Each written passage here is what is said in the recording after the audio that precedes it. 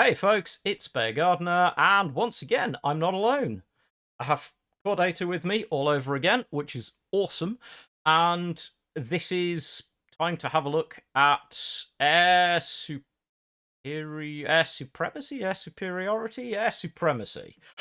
which is the new expansion. It's definitely not anything to do with name changes in the background that I will get that wrong at least once during this video, to be clear. Does not make me want to hurt anyone. It is Air Supremacy. Air Supremacy is the new mini pack, which will be coming out later on this month. And we now have all 19 cards. So Core and I are gonna have a chat about them all and see what we think they mean. So I suppose, first and foremost, we'll do the quick intros. I'm me, you're on my channel, which I assume means that you're at least vaguely aware of who I am, and if you're not, I'm a dinosaur who plays card games and a bunch of other stuff. If you're watching this having just come from a bunch of my role-playing content, cool, welcome, download Cards, it's worth a play. Trust me, you'll probably enjoy it. Either way on, I've been in this part of gaming for over 3 decades. Shoot me now. But it does mean that if anybody, I suppose, is qualified to have an opinion, I suppose I count. I have been a competitive player in multiple games. I have done the whole Magic the Gathering Pro Tour circuit gubbins. I've gone to competitions for a whole bunch of other games, many of which none of you would even recognise the name of. I've consulted on a couple of smaller bits and pieces, and I currently do some internal testing for cards, and have, as someone reminded me I should probably declare regularly, I have done paid work for 1939. I did some of their intro videos, editing, and starter videos and content for them. Basically, I'm a gigantic nerd who loves card games.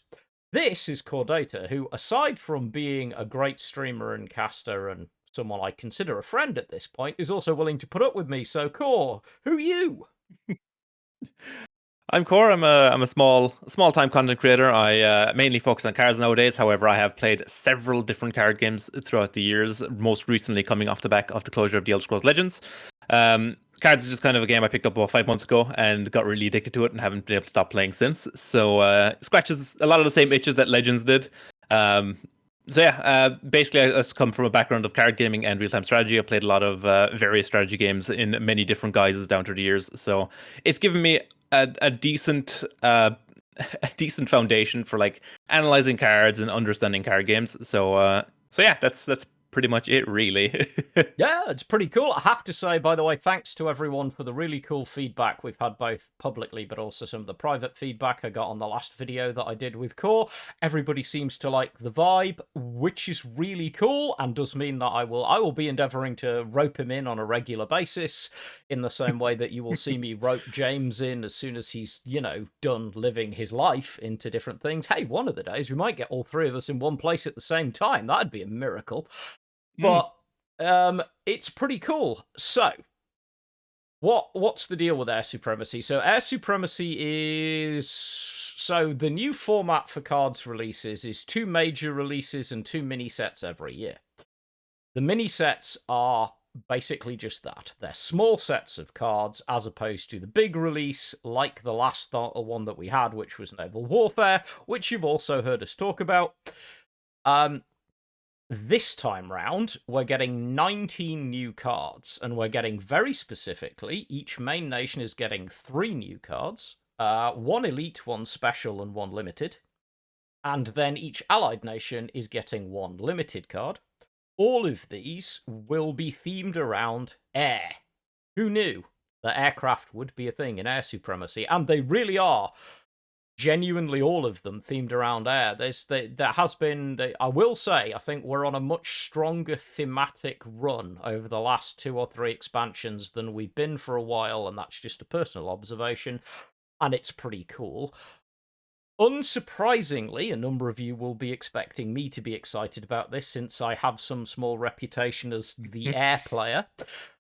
I've not done myself any favours recently by getting into the upper ranks on the back of a US-Italian Roosters air deck. I thought I was going to do this season on not air, and it just didn't happen.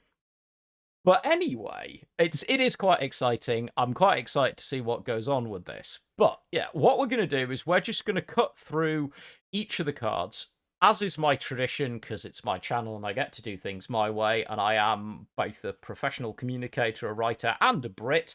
We're going to do this both hierarchically and alphabetically. So we're going to start with the main nations alphabetically, and we're going to go limited, special, elite, talk about each of the cards, then we'll cover the allied nations at the end with their limited cards. Also, I think it's usually better to talk about the allied nations at the end. Allied cards always have a tendency to be a little bit stronger. If you wonder why that's the case, there's a video. Check the links in my channel. I did a whole thing on game balance and why it's very different in cards, particularly with allied nations, and how the design process works. But that means that we get to start with our first card, which I'm going to press the magical buttons to bring up. So the first card that we're going to look at is the British Elite. Not Elite, sorry, the British Limited. And this is Pound. So Pound is a British limited order, so you can run 3 of them. It is a 1-cost order, and it says deal damage to a ground unit equal to the total attack of your air units. Now, I suspect this one might need a bit of parsing, because this text is quite punchy when you actually understand what it's saying. But I obviously have seen these cards. I internal tested these cards. So as is my wont, I'm going to get Core's thoughts first, and then I'll throw in with my own. So Core, what do we think of Pound? I'm gonna tip my hand immediately, immediately here, and I'm gonna say this may well be the strongest card in the mini set. At least it's in my top 2 or 3 for like strongest cards of the mini set. This is such an insane removal piece for Brit Air. One of the things that Brit Air has classically struggled with, and correct me if I'm wrong because I'm not really an Air player, but one of the things that Air has classically struggled with is like single target removal, particularly in like Britain. It's okay, that's chat. kind of the reason. He's not wrong. It's kind of why you generally splash things like Soviet or Japan, because they have solid tempo removal like Claim the Sky or Air Supremacy.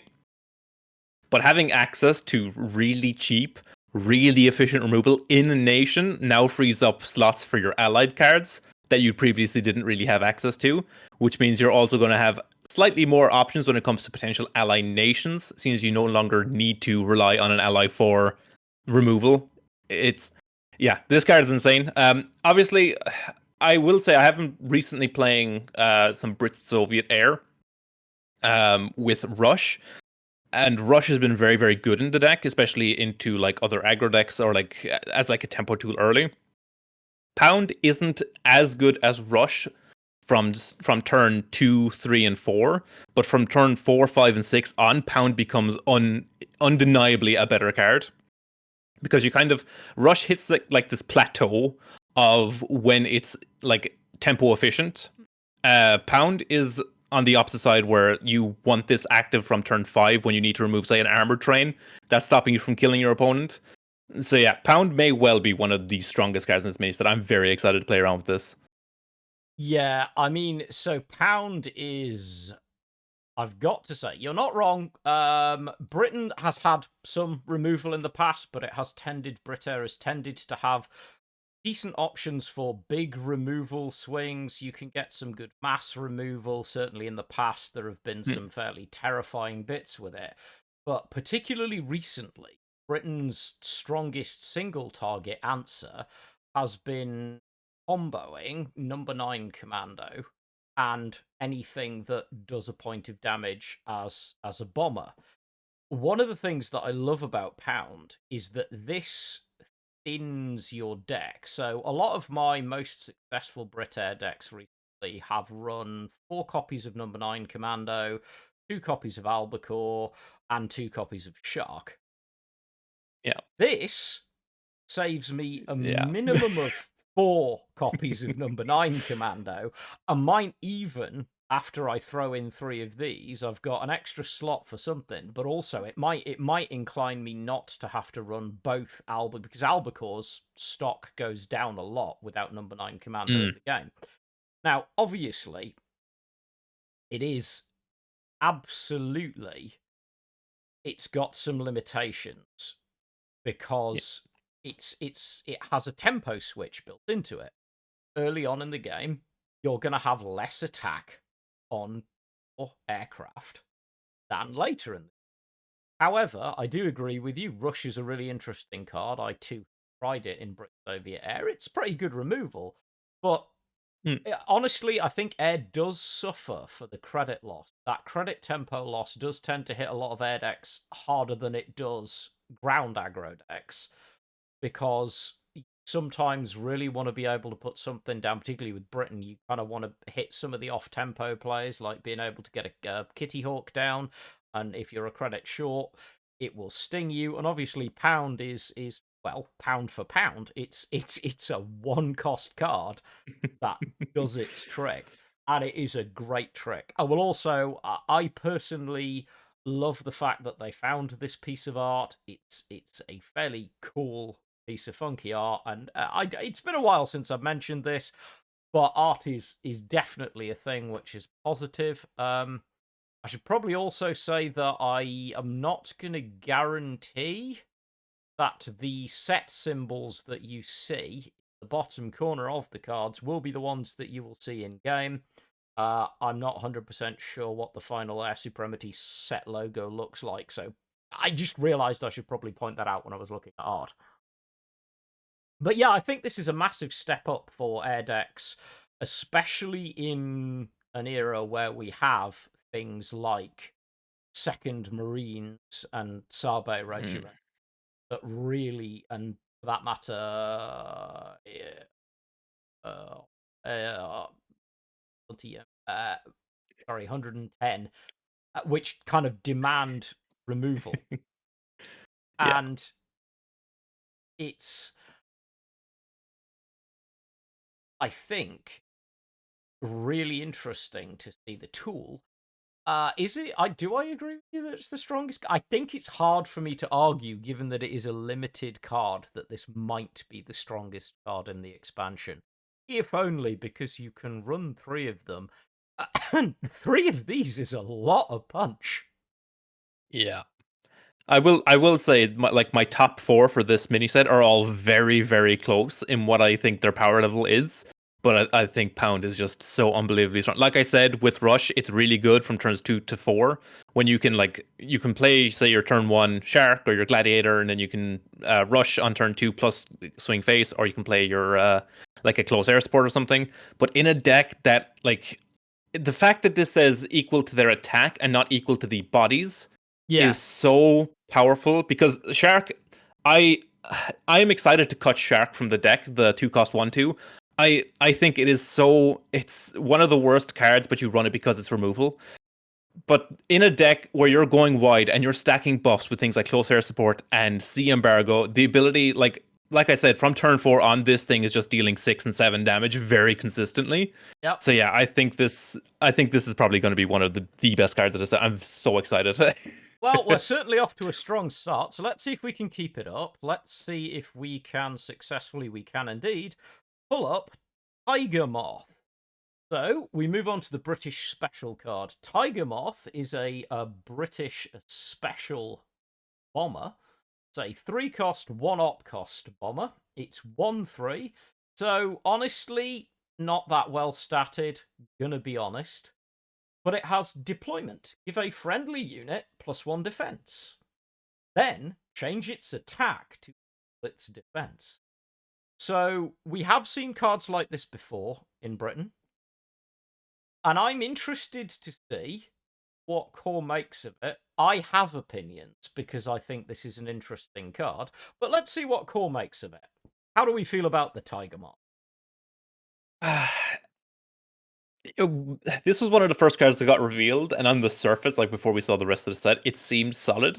Especially when you consider we had also just received the rotation list, and we saw like Oxford was coming back. And I was kind of hoping we were going to get a change to Oxford, which we did, but not the one I was hoping for.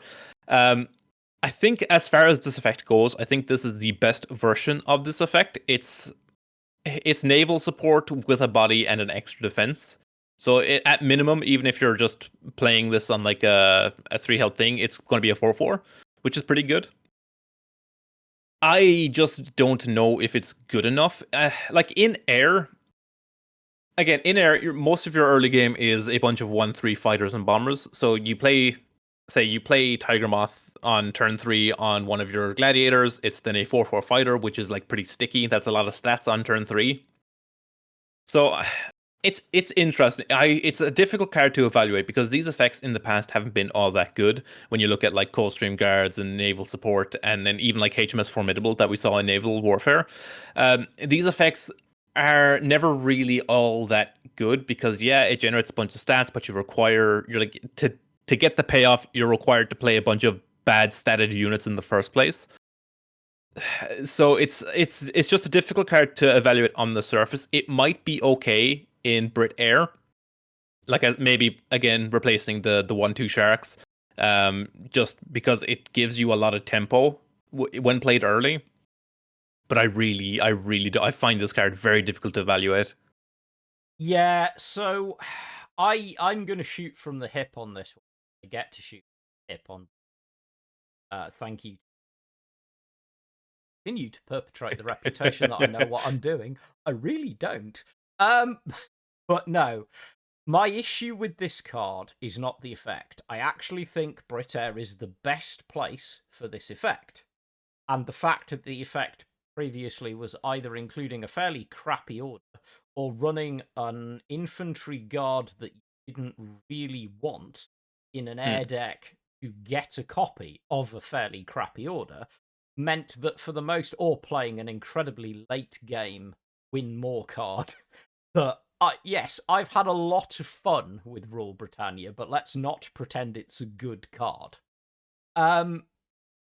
This is definitely the right place for the effect. There are lots of good targets out there, both Swordfish and the 1/3 bomber, the not so sorry, the 1/3 fighter gladiator are good targets for this. But at 3 credits, I think this is actually horrendously understated. I would almost have preferred to see this as a 2-op cost bigger bomber that had the same effect. Because I just don't know what I'm taking out. Because I know you'd like replacing the shark. I sort of see where you're coming from with replacing shark. But I'd argue this is not what I'd want to be replacing shark with. Because sharks are credit cheaper and has an immediate impact on the board. Sometimes a very big impact, sometimes no impact at all, but at least it has one. The only thing this has going for it is a slightly higher defense, but like as much as I'm sure we'll see people playing around with it, as much as I personally am happy to see the Tiger Moth in the game, I've seen one of these like in person. They're very cool aircraft. It's so underwhelming. It's frustrating because if this was like, I don't know, a standard card, maybe I'd be talking about it differently.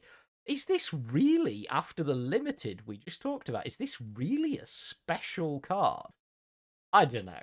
We'll see, but I tend to agree with Core. I think this is kind of weak sauce because the effect, while it could be punchy, is very situational, and the body itself is I suppose, but I could have played a Swordfish and 2 close air support for the same cost. Yeah. And that I Yeah. think that's the big one. Or worse yet, if we see, like, I think the thing most likely to start replacing things like Shark and Albacore is going to be the return of Sea Embargo, which I think at the moment is a little bit slept on for the value of generating you an extra unit. Honestly, I think the most likely way that we're going to see this sea play is being created off sea embargo. Yeah, most likely actually. Is it going to I be? mean, Yeah, no, I'm it still would gonna be. play Yeah, because it. I'm it's gonna under the tongue. yeah, like I'm still gonna play it. I'm gonna test it out. I'm gonna see if it's any good. I'd be a lot more enthusiastic if it was like a 2 cost 1-2 instead. Like yeah, I agree with what you said about it being a 3. It's just very expensive for not a lot of payoff. Like It's it a does lot again, of it does money in for. theory. Yeah, it's a lot of money for not a lot of stat. Yeah, I mean, it does in theory generate quite a bit of tempo if you play it like on one of your 1-3s or whatever early. But I just again, it's a special. You're only going to be seeing this maybe one in every couple of games. Yeah, I don't know. I do think I do agree with the thing with Sea Embargo. I think we're going to be seeing this quite a bit off Sea Embargo. Now, I personally I have been running like 3 copies of Embargo in my own list, just because the ability to generate extra copies of Kitty Hawk is pretty good. So yeah, I think that's probably the most like the greatest extent we're going to see this card most likely. Yeah, I think that's fair. So, what's the big payoff, not counting pound, for the British? Well, it's elite time, so let's take a look. This is the Whirlwind. Not actually the most famous of British aircraft, which I'm kind of cool to see as an elite anyway. But the Whirlwind is Britain's new elite. It is a 6 cost, 2 op cost, 6/6 fighter. And it has, when the enemy targets or attacks this unit, deal 3 damage their HQ. I'm saying nothing because this one I'm really interested to hear your opinions. Because I've heard lots of different things said about this card, and they are sometimes diametrically opposed. Yeah, I'm okay. It's I don't think this is very good. I'm going to be honest. 6 cost 6/6 fighter, decent body, decent stats. Uh, the fact that when your opponent tries to remove this with an order, or if they try to take like a double trade into it, like you're burning them for like 3 or 6 damage, also pretty good. But God, it's just so slow. And does the 3 damage really matter in a lot of games? Is the thing. Also, it's 2 op costs, so it's quite expensive to operate. But it represents a clock. But I don't know. This is and a lot of I'm going to be saying this about a number of cards in this set. This is very difficult for me to like really analyze because a lot of aircraft that's currently in the game aren't very good. So, but like when you compare this, say, to the bullfighter that like protects itself when it gets attacked, is it better? Maybe. I don't know. This is just such a hard card for me to analyze and like to. Uh, this one is one I'm gonna have to try and experiment. On the surface, I don't think it's all that good. Again, when your opponent tries to remove it, they're taking at least 3 damage, maybe 6. If they're going like they could extend the barrage to take 3 or whatever, or if they have to double trade it's 6, or if it's like 2 from the people or whatever. But I just don't know. I really don't know on this one. I'm excited to hear what your thoughts are because this one is just baffling to me. So, I get where we're going with this. I do. I like. We've seen a lot of British stuff starting to theme on punish mechanics ever since we Hmm. started seeing Garrison turn up. So, okay, this has a punish. Actually, quite a big punish if you can get it to spec around for long enough. Because if your opponent has to trigger I think the key here is, does your opponent have to trigger the effect more than once? I think, honestly, if this elite drops and you remove it with one order or one trade and take 3 damage to HQ, just don't care. It's Hmm. 3 damage. If you get hit twice, or worse yet, get hit twice and then some weird countermeasure or effect just saves it the second time, and then you get hit a third time. And I think what's interesting to me is the only place I can see this being good, not there. before everyone thinks I have completely and utterly lost my mind, stick with me on this. This Oh, is I'm in not full agreement. this is not an Air card. Air does not No. need HQ punish at all. It's the same reason Bowfighter doesn't get run. Air. It doesn't need the effect. It's doing its own thing, which is burning your HQ down before you blink. This, at its best, I think, is going to be seen in decks that run the garrison generating countermeasure just to irritate because that is an irritating day. The day that you drop this, your opponent swings at it, and then suddenly a garrison pops up and you get smacked in the face, and then you're trying to remove this, and then they drop a Cheshire regiment. Is it going to be good? No. Is it going to be incredibly annoying in the best traditions of non-air British decks? I think probably, actually. Is it a good elite? No. I'm sorry. On rate, Yeah. this is at best a special on rate. I honestly believe I would be way more inclined to think there was usefulness in this card if I could run more than one of them. Because this is the big thing. Mathematically, I'm only likely to see this unless I'm playing long games once in every 2 or 3 games, if that. And what are the odds that that time is going to be the time that I'm playing a deck where this is going to have an impact? Nah, I'm not sold. Like, Yeah. it is an irritating counter, however. I will say, one thing that is true, this is a card that Brit Air hates to play against.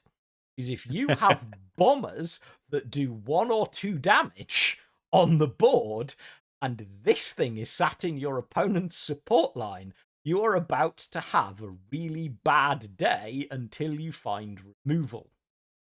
But yeah, I will say I think it doesn't help that we're going to be going into a format where I think suppression is going to be a lot better.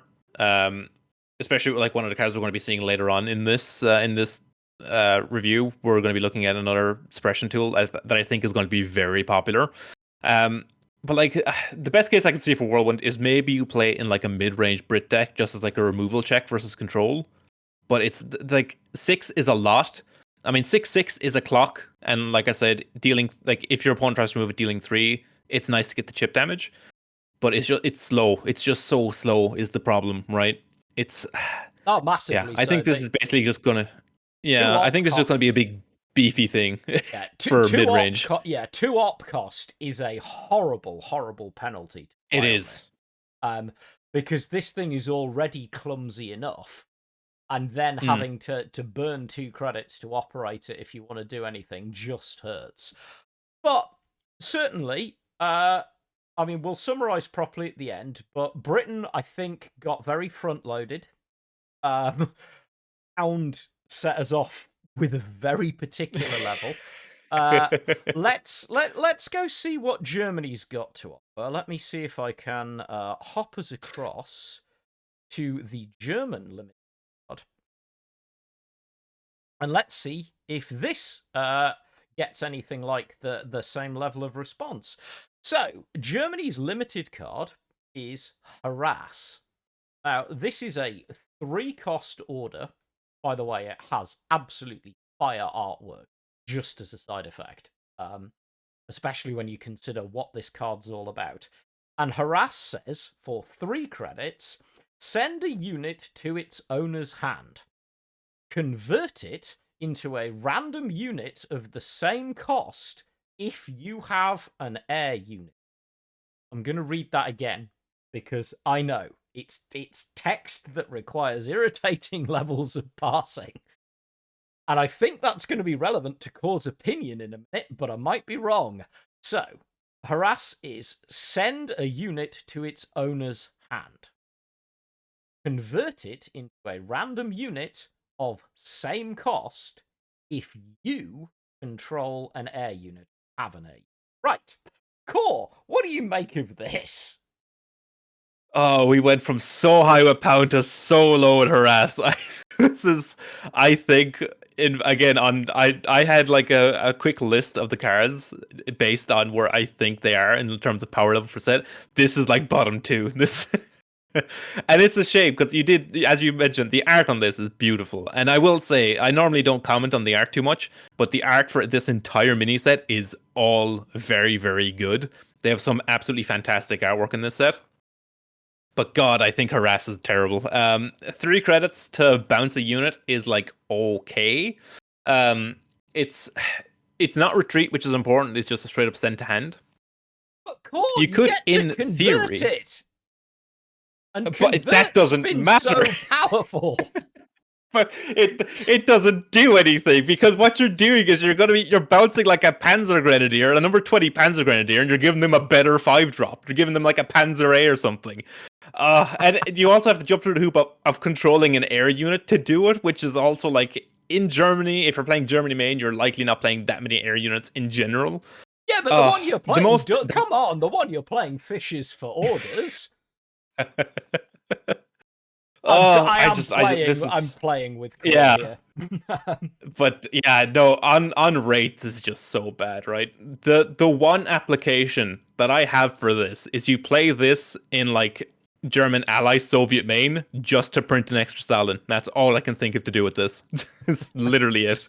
Yeah, so I'm not gonna lie.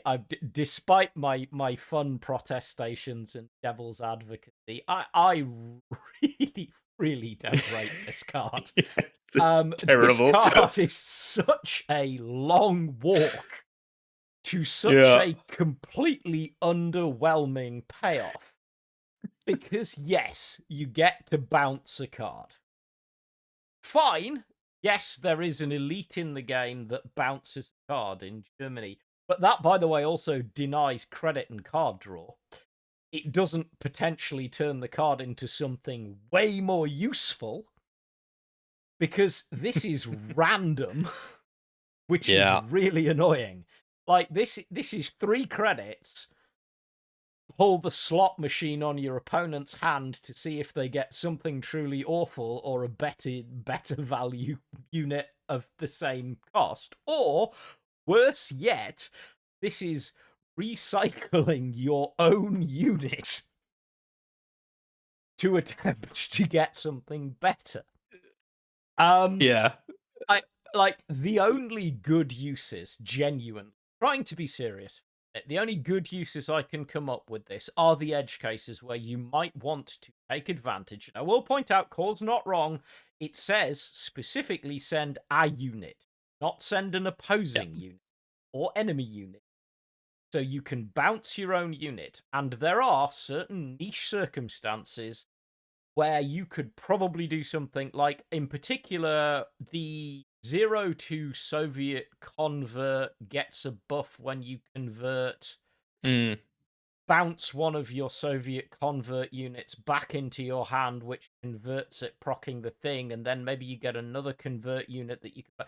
Like, there are edge cases where, hypothetically, this could drive something really cool.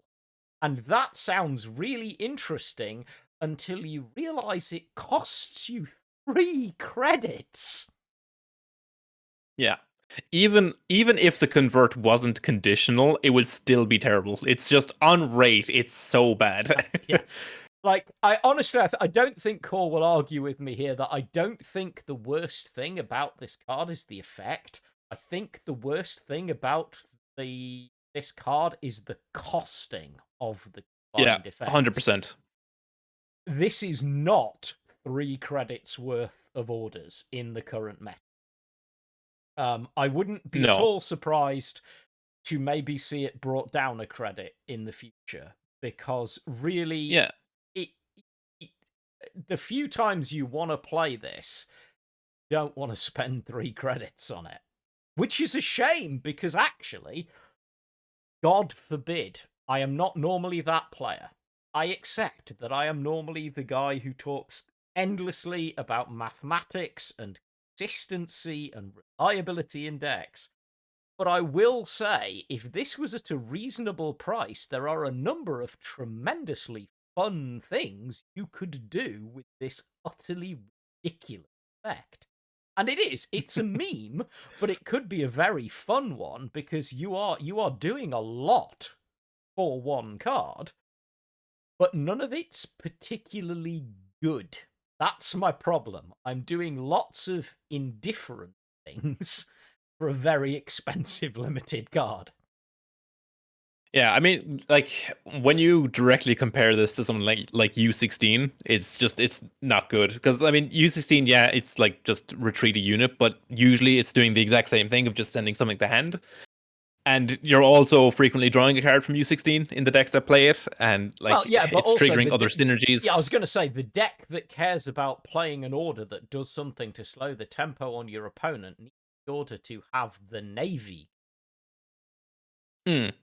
Yeah, but like just on rate compared to Yeah. U16, I like Harass is just such like a much worse card, and I think at 2 it would potentially be competitive. You'd Yeah. look at it and be like, this is like not bad. I could bounce. It's just an unconditional bounce at 2 is like good. So Yeah, if yeah, nothing I don't else, know. it's a 2-cost tempo break that might get you to pay off if your opponent gets a bad card off of the convert.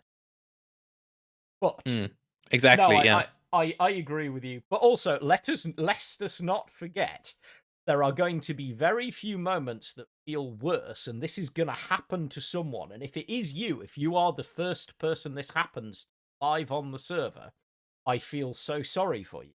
Who bounces a standard card to their opponent's hand and then next turn watches them play 2 copies of an elite card that costs the same amount. Yeah. And that is not nothing. That is going to be a very feels bad moment. It's like, I'm just going to get rid of this. Wait a minute. Wait, I just bounced your 3-cost British standard. Why have you got 2 Kitty Hawks? Wait, what? No! But yeah, I think it's safe to say this is not going to light the world on fire.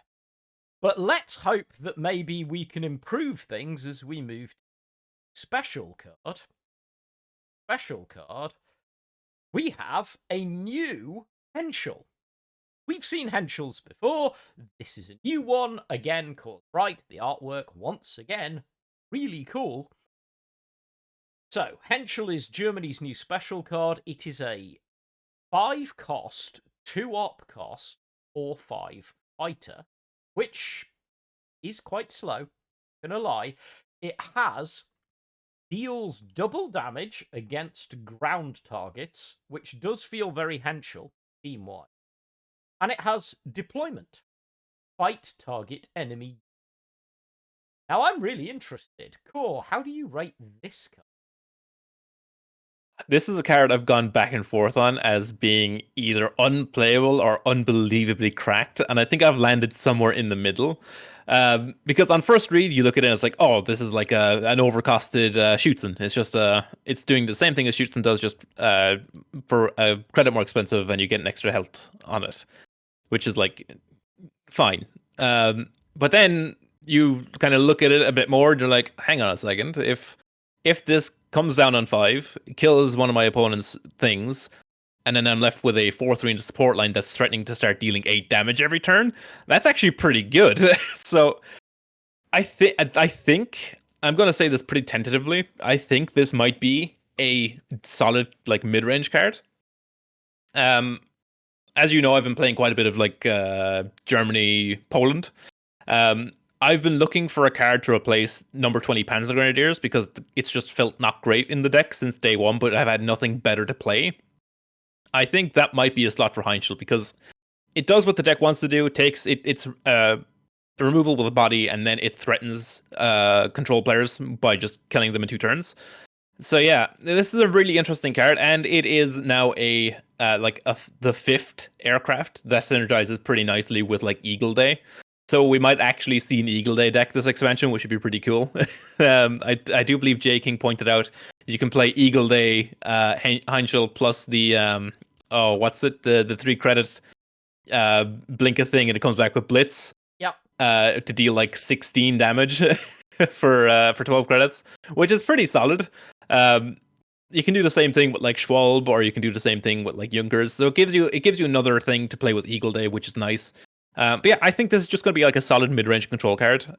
It's a game ender. It's slow in the sense that it doesn't swing immediately, but the fact that it can deal 8 damage to a ground target on deploy is very good. So yeah, I think this is going to be a solid card. Yeah, I think so.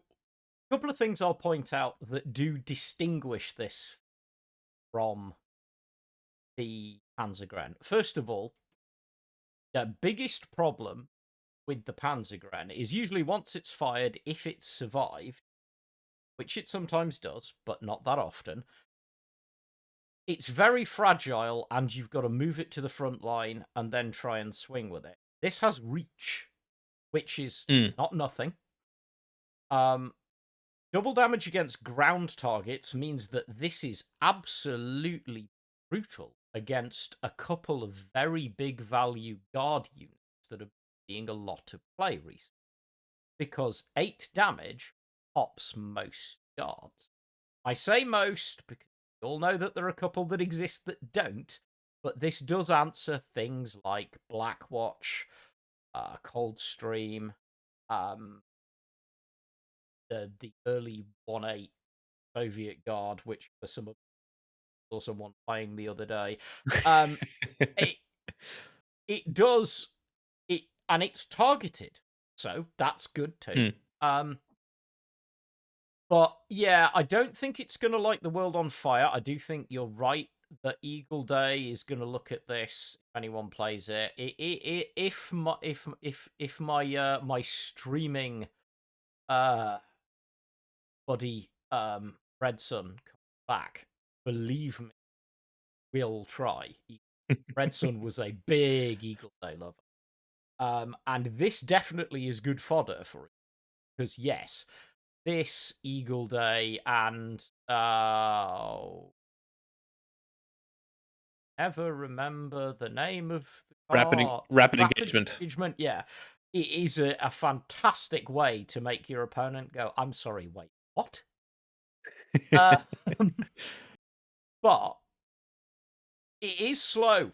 It's 2 op cost and it doesn't have blitz, which is a good thing because if this had blitz, it actually, because if it survived and then you could swing with it again, you could hypothetically remove 2 8 defense guards for 1 card and 7 credits, which would be bonkers. But yeah, it's an interesting one. I think people are going to play with it because I think people are going to want to try having a bit of fun with things like Eagle Day. Do I think it's going to see a huge amount of play? I don't know, but I think it's going to see some because, like you say, I think this is going to be a mid-range card that people try as a removal tool. Yeah, because I mean, in a mid-range deck, it threatens most of the aggro and other mid-range creatures in the game, and then versus control, if they don't remove it, it just kills them. So I think this is like the quintessential mid-range card. Yeah, absolutely. All right, so Germany so far has made Core do a lot of head scratching. Let's see if Germany's elite for the expansion is a little bit simpler. This is the Salamander. Don't worry, if you need to go Google it, you're not alone. It's a fairly obscure aircraft. The Salamander is Germany's new elite. It is a 4-cost, 1-op cost, 2/3 Blitz fighter. And it says, remove from the battlefield after it attacks until the start of your next turn. Now, I'm just going to let you go because I know there's at least one comparison that is almost guaranteed to come in your evaluation. Oh, you're damn right. This is just Baby Comet, baby. This is a smaller and a long-term, a lot more credit-efficient Comet. So you play this on 4. Now there are caveats with this. Okay, Comet will always bounce back to your hand. This has to attack before it blinks out for the turn, right? Which means if your opponent has a guard that kills this, you can't attack, which means it sits on your sport line until it can attack. However, the fact that you only ever have to make the 4 credit investment once with this is so powerful. As I mentioned, like long term versus Comet, this is a lot more credit efficient because on 4 or on 5 you play Salamander, you swing for 2, you kill something small, it blinks out next turn. You now have 1 credit, deal 2 again, and it just keeps going. So you're basically gaining 2 damage for 1 credit every turn, every subsequent turn after the first with Salamander, as opposed to paying 6 for 4 every time with Comet. So yeah, this is a really powerful card. It's a much smaller body than Comet. Obviously, for 4 attack versus 2, the clock is a lot longer with Salamander. But it's the credit efficiency side of this that makes it so good. And the fact that it doesn't go to your hand, which means it can't be discarded, it can't be converted, you can't get hit by Happy Time or Sabotage. It's just kind of it phases out, as it were, if you're in Magic terms, basically. So yeah, this is a really interesting card. I think this is up there as like one of the stronger cards of the set. I don't think it's in my top 5, but I'll be damned if this isn't going to see play quite a lot. Yeah, so I'm going to say something that I probably am going to get pilloried for, but I'm going to say it anyway because I believe it's true. This is legitimately better than Comet. Yeah. Lots of people are going to be looking at me because Comet's been so annoying for so long, and people are like, this is the most irritating endgame Germany's ever had. If you thought that endgame was going to die with Comet disappearing, it's not. It just got longer, but it got a lot more credit efficient and a lot harder to deal with, because remove from battlefield is a big difference from return to hand. This thing is immune, Bill, completely. This thing is an absolute nightmare in a fatigue match because it's infinite unless you find a way to destroy it. And yes, it's only 2 damage, but it costs 4 for 2 damage. Sorry, it costs 5 for 2 damage the first time, but Comet costs 6 for 4 damage every time. Every time after this, as Core points out, this is 1 cost for 2. 1 cost for 2 damage is very, very overrate in this game. You do not see orders that say 1 credit to do 2 damage on a regular basis anyway, to anything the hell you want, and by the way, the order replenishes itself next turn. This card will see play. This card is stronger than it looks on paper. But I do like the fact that it did take the most irritating part about Comet, which was how fast the clock was, and remove it. I also like the fact that it took it out of your hand, so you can't do any weird shenanigans about getting it back out again with shifting attack. Yeah, true. This just vanishes as soon as it's made its attack. So another relevant thing is the 3 health. 3 health is actually very relevant on this. It means against aggro, you have like a recurring 2 damage to their board every turn that they can't deal with. It's like having a Calliope that they can't really interact with every turn. So yeah, this card is. I'm gonna take a little bit of disagreement with you though, because it's not like having a Calliope. Because for the privilege of using your Calliope, you have to pay 2 credits to buy the thing. Yeah. This thing is popper an aggro unit every turn for 1 credit. Yeah. This thing is insane. I'm very excited to play with this. There are things you can do to play around it. If you can make sure your opponent has got 4 cards in their support line, so there's nowhere for it to go. It just vanishes into the ether. It's not coming back because it can't re-trigger itself. But yeah, the fact that this thing literally has phasing, for those who have been in those card games, is not nothing. But yeah, Salamander, I think, is a pretty good elite, and replacing something that, honestly, I think Germany will be happy to have this. Let's have a see. Bear with me. Let's have a see what else we might have as we move on to our next nation. So, obviously, like I said, we're going alphabetically, so now we're off to Japan, another nation which arguably has a very strong card pool, along with Germany. Let's see what Japan gets. So Japan's first card is, of course, their limited card. This is the N1K1 Kyofu.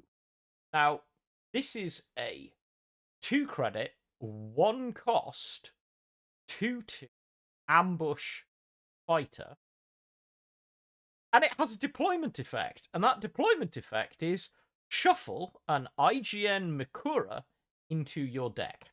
IGN Mikura is the 1 cost pin something order that then fishes at the end of your turn for another IGN Makura from your deck.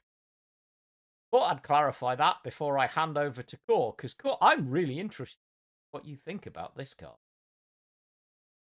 I don't think it's very good. I'll be honest. A lot of people are like doomsaying, like, "Oh, another card for shuffle," but shuffle does not want this at all. This is not a card you want to play in shuffle, because if you're playing this in shuffle, it means you also have to play most likely more copies of Mikura. Otherwise, it's just shuffling a dead card to your deck every time you play one. Because the last thing that shuffle really wants is to be diluting its draws with unplayable garbage. Because as it stands right now, the current builds of shuffle rely on having Motorise or Sabe. The deck lives or dies by having Motorise or Sabe. And to get there, they have a lot of card draw, and you do not want to be shuffling garbage into the deck that disrupts the odds of you drawing Motorise or Sabe. So this I don't think goes anywhere near shuffle. Where this potentially might go is in how you could like maybe run this in like a Japan main version of like Navy Burn, just to give you more access to Mikura or like more copies of Mikura in deck. But even then, I don't think that's very good, because you already have enough in the 4 copies. You don't want to be playing this on 2 because there's you've better things to be doing with your credits than playing this. I don't think it's very good. The ambush on the 2/2 also doesn't really matter because this gets traded out by the plethora of 2/3s in the format. Things like Comb, for example, eat this for breakfast. So the ambush isn't really relevant. It'd be more relevant if it had like 3 attack. The only home I can see for this is exactly in the Japan Britain control deck I've been playing, and that's like it. That's the only place I can see this being played. Because like if you want an aggro body that gives you a pin, you're just going to play the returning type 94 because it gives you the pin directly to hand, which means you have instant access to it as like a piece of disruption. It's also a more aggressive body, being a 1 cost 1/1 with 0 op as opposed to a 2 cost 2/2 with 1 op. Yeah, it's a fighter, so it can attack from the support line and it blocks bombers, but that's not really all that relevant in a deck as fast as Jagro or in a deck as fast as Shuffle. So yeah, I don't think this has a real home for now.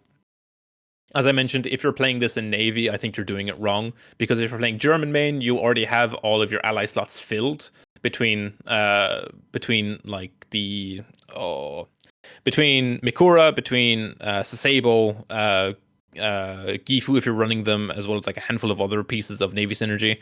And if you're playing Japan main, I think there's just better things to do on 2. So yeah, I don't think this card is very good. Like I said, maybe in control as an extra few copies of Mikura if you're like comboing it with Cromwell like I've been doing. But aside from that, I don't think this really sees play anywhere. So I will be even more blunt. I think this card is straight up bicycle, folks. I genuinely think this Yeah. card is actively bad. I think it's off-rate stats because ambush is worth nothing unless you've got a strong enough attack to make the opponent not able to trade you out, and it doesn't. I think the punch from reach is too light for anyone to care, and IGN Makura is a card I only want to see a mathematically very controlled number of in decks where I'm using it. And in the decks where I am using it, I don't want to get it from this thing. Legitimately, I do think it is my personal opinion that actually Shuffle could do with a good early card. I think it could 1 draw. Yeah. And I think it could do with it possibly being an aircraft, and I have some ideas, and I'm not going to talk further than that because they are already they've been internalized and talked about. This card really, really bad. This card is just, I Yeah. don't, unless somehow you're playing a pin deck. But even then, like, IGN Makura's not that good of a pin compared to pin, or if it's already pinned, play this and destroy it. Which, I'm sorry, a better pin card. I yeah, I'm not gonna belabor the point. Core and I think, very much agree on this card. I think this is a tremendously disappointing start for Japan. It's Yeah. just a bad card. So let's hope. I I will say I did make a called shot when we got the reserve pool changes and revealed, and they were like returning Imperial Decree. I made the call shot that they were going to give us like a 2-cost 2/1 fighter that shuffled a thing into the deck. I was hoping it would shuffle in like a kamikaze into the Mhm. deck, because I think that if this was a 2-cost 1-up 2/1 that shuffled the kamikaze into your deck, I think that will be playable in shuffle as like an aggressive fighter that also gives you a thing that you kind of want anyway, being Yep. burn and card draw, or like cycle. Yeah. But this is just so bad. This is so unplayable. Unfortunately, yeah. So let's see. Are we gonna get any better with the special? Well, we certainly get. I hate to say it, but we do get better art. This is one of my favorite pieces of art from the expansion. Um, Yeah. so this is Japan's special card, and this is Flight to Oblivion. So Flight to Oblivion is a 3-cost special order, and it says remove the top air unit of your distribute damage randomly to enemies equal attack. Sure. Evaluate this one, my friend. They put probably the most striking and prettiest piece of artwork in the entire set onto one of the most unplayable cards in it, which is such a shame. Fly to Oblivion is yeah, this is unplayable. There's a few cute things you can do with it. You can play this in US Japan. You can play Night Patrol to put a Super Fortress on top of your deck, and then Flight to Oblivion to deal 9 damage to the board. But like that's kind of all you can do with it. It's a card that hinges on having very specific aircraft on top, and it requires the aircraft to be quite big. Like you have the 7-4 Fury in Japan, the Frank, I think it is, that you could also technically stack, but like at that point you're jumping through hoops for a bad Shinano. So yeah, I don't. This is unplayable. Again, I'm absolutely going to be playing this card. I'm going to be doing the Super Fortress thing with it, but it's unplayable, and it's such a shame because the art is so good. I am very sad about this card. Yeah. Ways. I will say, how do I put this in a fairly contextually understandable way? Because there are people who are going to be looking at this going, but if I've got a limited number of really big fighters in my deck, or bombers in my deck that do lots of damage, this is 3 cost for like. Yeah, but here's the thing. How many of those are you happy to see removed from the game? This is the other thing with this. If this said, reveal the top air unit of your deck, distribute damage among enemies equal to its attack, put this on the bottom of your deck, or something similar, not shuffle it into your deck before anyone even suggests it. That would be very bad, and even Core right now knows why. If it did anything like that, it would have to be more expensive, but it would suddenly actually be interesting. As it is, it's gamble on the fact that you're going to see a big enough body that does damage that it's worth playing for, and then that you don't mind not being able to use that body to do the job you put it in the deck for, and that you don't mind now having one less, or technically, because there are 2 of these, 2 less cards in your deck.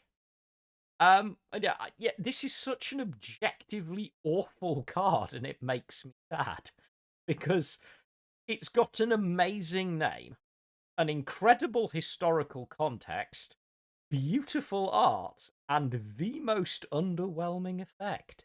I, for one, am looking forward, by the way, to seeing your video on throwing gigantic bombers Oh at yeah. the enemy as napalm-fueled explosives.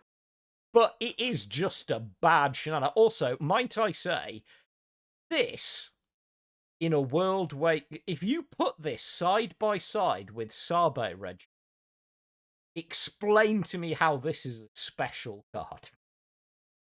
Yeah, especially because Saab is like 4 credits as Yeah, well. It's like 1 credit more expensive for a expensive. 4/6 that that Yeah, repeats itself every turn. Christ.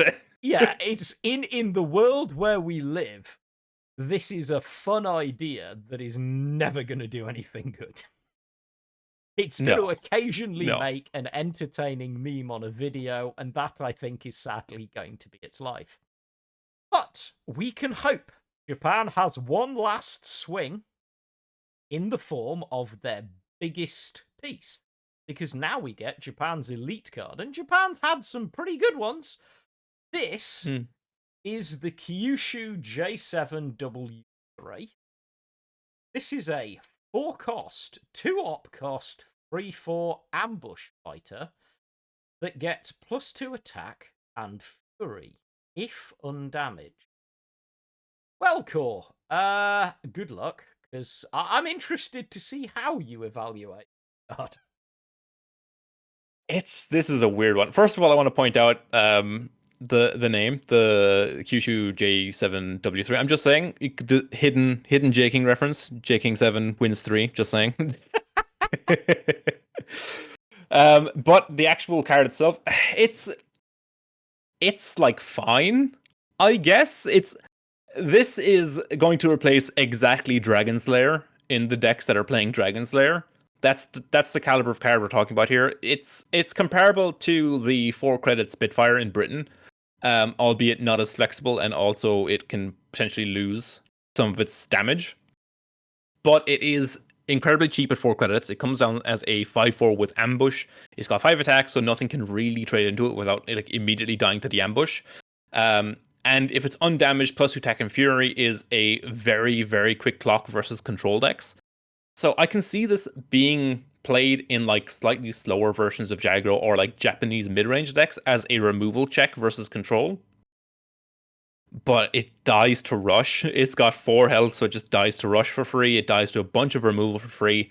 I know dies to removal is a bad argument for a card, but like when it dies to a lot of very popular pieces in the metagame currently, it's just not great. But yeah, I think it's going to be like a fine card in slower aggro and mid-range decks. Again, just for the reason of it being a removal check versus control, because if they don't remove this, it just kills them in 2 turns. So yeah, I think it's fine. I don't think it's gonna break the game. I don't think it's in the top half of cards of the expansion, but it's certainly playable. Yeah, I think it's a fair assessment. I think the fragility of this card, the real balancing, but also a pain, because you're right, it is subject, it can be removed by a lot of things, but the other thing is it can be completely crippled by so Yeah, many tiny, like just 1 point of ping damage, and this is suddenly a complete waste of paper. yeah, Because the exactly. It only depends on it. It's dependent on what the deck's the metagame, right? Because if Soviet is popular, then this is unplayable because Bloody Sickle just completely neuters it. But if you're playing against if Britain and Germany are like the popular decks, then maybe Kyushu is like relevant because what ways do they have of dealing like 1 point of damage outside of like Albacore and just firing a crossfire in order to like try and take this out? So yeah, it's meta dependent. I think yeah, it's very much a removal check. If you don't have an answer for this, you die. So I don't know. Yeah, I mean that pretty much is where it's at, and I'm sure someone's going to come up with some interesting ways to turn this into just terrifying OTK decks that occasionally roll high and remove you. But in the grand scheme of things, it's I would call this an indifferent, like it's a modest to indifferent elite. It's nothing special. So Japan, little bit underwhelming, honestly. So, all right, Japan's done its thing, and we have just had a bit of a conversation about Soviets. So let's see what the Soviets want. And we start by getting out with the old. No, we really do. The Soviet limited card is called Out with the Old. This is a one-cost limited order, and it says trigger the destruction effects on a damaged Soviet air unit. Then convert it into Yak 9. All right, go. This is nothing if not at least an interesting card because it's interesting. It does a lot for one credit, but it also requires setup and it requires relevant destruction effects on specifically Soviet aircraft. The fact that this is like limited to Soviet aircraft is a real sticking point. The only good targets are Chaika, Yak 9, and then the Polycarpovs off of Night Witches currently. I mean, if you're playing Chaika and Yak 9, I don't think you're really playing a deck that wants to run Night Witches because it's a lot of credits to invest for not a lot of payoff. So I think this is more or less setting up for maybe a future theme in Soviets more than anything else, like a Destruction air theme. Because currently there's like nothing you really want to do with this in the current format. Like I said, it's just Chaika and Yak 9 in your decks that you're like looking to convert with this. That's 4 cards, that's 2 specials that you're looking to spend 3 limiteds on just to like draw a card and to make an Ishak essentially. So yeah, it's a card that's going to get better as the card pool expands. If we get more powerful Soviet aircraft destruction effects, well, I mean, it's also synergized with the new elite, but that's also like corner case. Yeah, this is something to keep an eye on as we get like more sets in the next year and a half before like it comes into its rotation window, as to whether or not this is going to be like good or not. But right now, I don't know because like best case scenario is you play Chaika on 2, turn 3 you play Rush, then you play Out with the Old, and then you have on turn 3 a 2/2 and a 4/5 Yak, which is like it's good, but again you're relying on drawing exactly Chaika on 2. So yeah, it's a very interesting card and a card I'm going to be experimenting with, but it's a card I think that it's something to keep an eye on as we move through expansions going forward. Yeah, I think that's fair. I think my two big thoughts on this card. The first of which is I actually love the design of this card. I think this is a really interesting direction to go in. But right now it has basically no support. Even if it just said Soviet unit, but right now Yeah. there's so little that this can do that I do think you're right, though. I do think it is safe to say that this is the sort of thing that has the potential to be about future possibility, and it points towards a new idea and a new concept that could be really cool. Currently, totally agree. It's a very long walk to a fairly mid payoff in a meta where, let's be honest, right now there's not a lot of time to take those long walks in cards. This is not a meta True. where you're really given the privilege. There have been in the past when I was quite happily climbing using HMS Hermes. There were times when you could take a long walk and get to a big payoff at the end, but we are not there right now, and this is a very long walk to a super specific. You need a ton of draw to set up your hand, and then you need to get it timed just right, and then you need your opponent to be just the right position for it to actually matter. And I think we've hit the problem, which I've just and then more times in one sentence than I've done in the last 3 days. Therein lies the problem. So once again, let's hop to the special and see if the Soviets get something maybe a tiny bit more exciting. What the Soviets do get is a little Cobra. So this is the Soviet special. It's 3 cost, 2 op cost, 4/5 Blitz fighter. Yes, I did just say a 3-cost, 2-op cost, 4/5 Blitz fighter in Soviet. And it has, therefore, unsurprisingly, a deployment effect which is a negative. It has deployment. Destroy another random friendly unit. Core, what do you think of our little Cobra? Aside from, obviously, again, another one of my favourite pieces of art in the expansion. This is a card I am very excited to play with. This is one of those like deck building problems that I love trying to solve because a 3-cost 2-up 4/5 fighter with Blitz is ridiculous. The fact that this comes down on 5 and just gets in from the support line and just threatens like 4 damage every turn or threatens to take 2 trades, it's so powerful. But then you have the drawback, obviously, of destroying a friendly unit. But that's not always a drawback because maybe you play a Chaika on 2 and then Little Cobra on 3, and then your opponent is like, oh god, what do I do? But like, I think this card is a lot better. I think the drawback is not nearly as detrimental as it reads. Say you're playing this in like Soviet aggro. You're playing a bunch of super cheap, super expendable units. You're playing Combs, you're playing probably the 2/4 Marines, you're playing a bunch of 1-drops, you're playing potentially some Japanese units, you're playing Soviet Japan.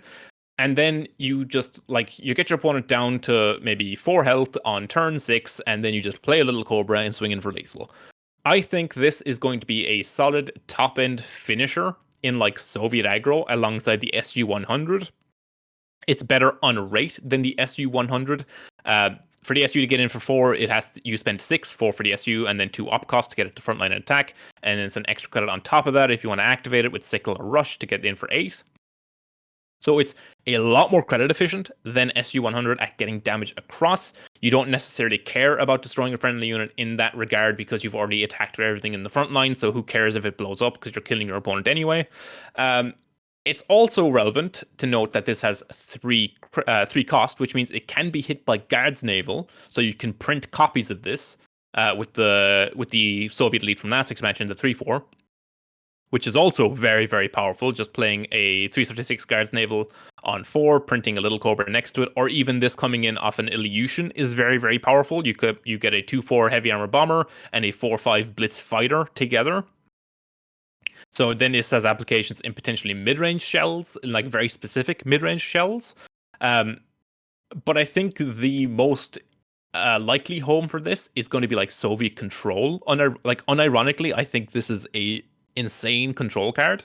Because if you look at historically at like Soviet Italy, we were playing the big matchy, the 5/6 matchy, primarily to take advantage of the fact that we were already playing claim disguise to run with Fiat, so we wanted extra claim disguise targets, just so it wouldn't be a dead card in 90% of games. I think Little Cobra is just so much better than Big Machi because you're playing a control deck. You're likely not going to have all that many units, if any units, in play 90% of the time, which means Little Cobra is just going to come down as a 3-cost 4/5 blitz with 0 downside.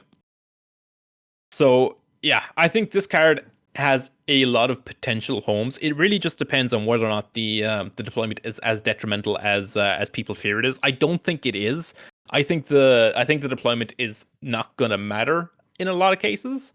And then obviously you also have the potential of like I said, the big tempo thing of turn 2 Chaika, turn 3 Little Cobra to make a 4/5 and a 2/2 Ishak. So yeah, I think this card's really interesting. We're gonna have to wait and see if it's as good as I think it is because it has a lot of potential. It's just a case of whether or not that potential is actually gonna manifest into anything real. Yeah, I think so.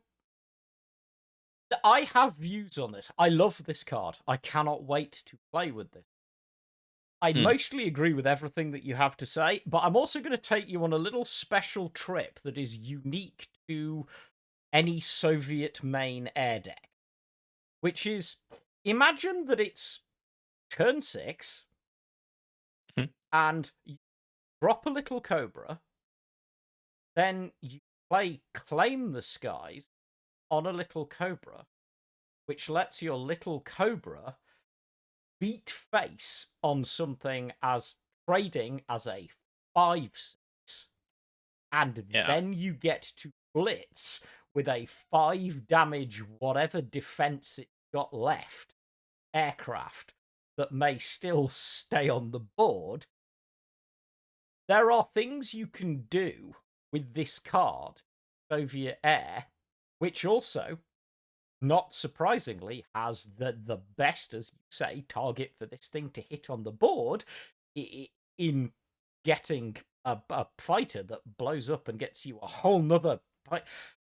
This card is really exciting because I think it starts to open up Soviet Air as a possibility. I completely agree with you. I do think this is also a strong include in any Soviet control deck because it's just scary.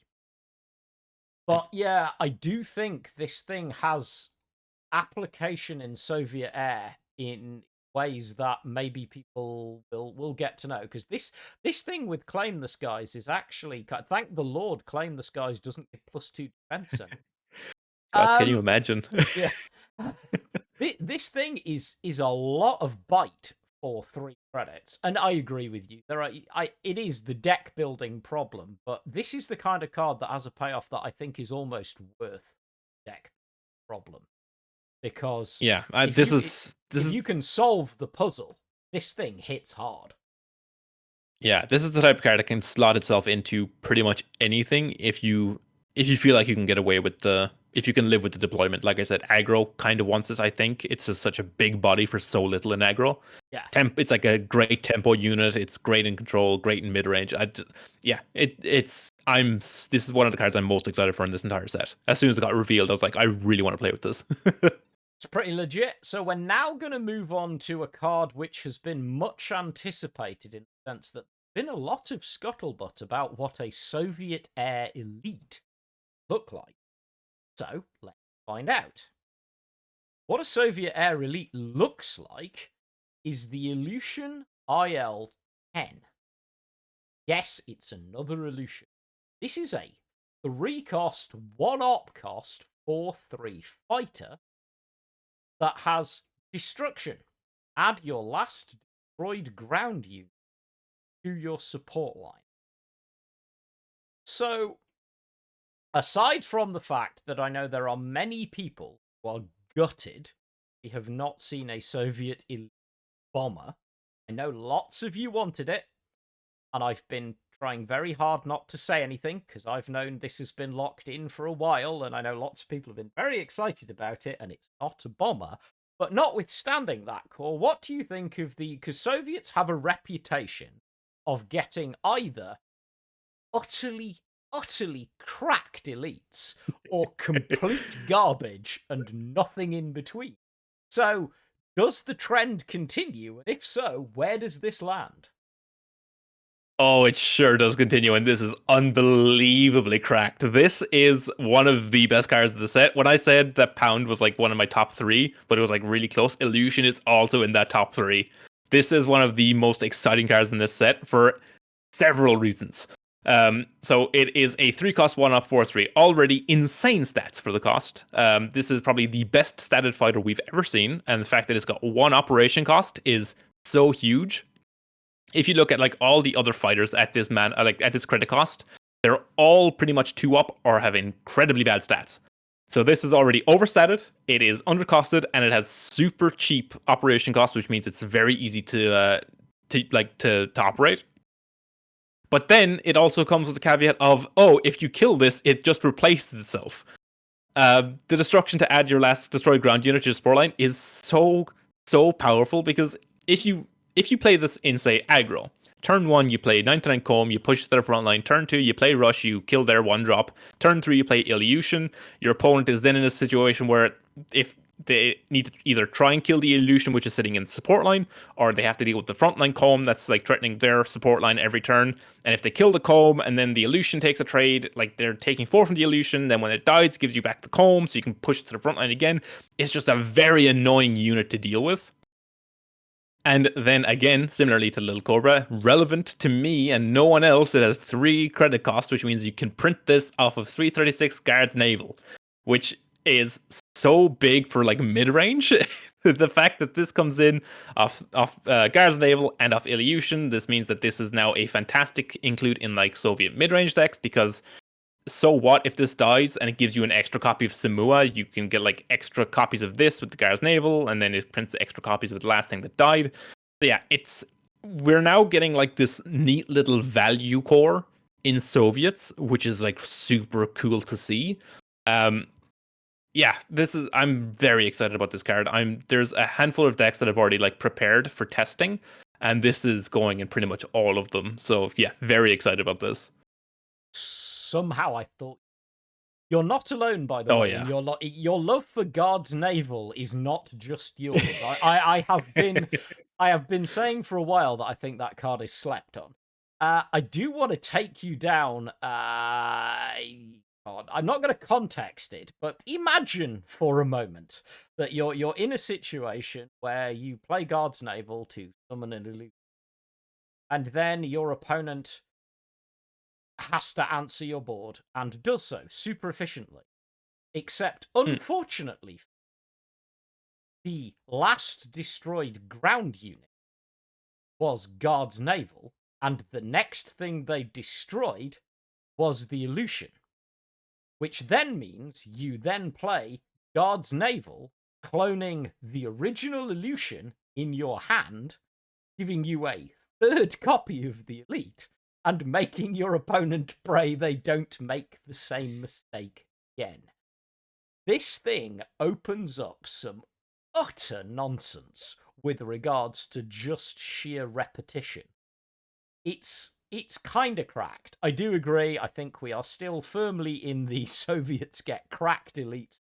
Might have to find a home for. It is. You're not wrong. It is kind of painfully overstated. I mean, really, it's a 4-3 fighter for 3. One up. It's like, okay. Even at 2-op, I'd consider it pretty good. But yeah, I think this is definitely the strongest Soviet card for me. I do like Cobra, but I think this does fit into the if you're ever gonna just play a Highlander deck in cards, there's a reason you pick Soviet. Yeah. Because you can just run some silly cracked stuff. Also, I do think it is a little bit terrifying that there is no caveat on the ground unit.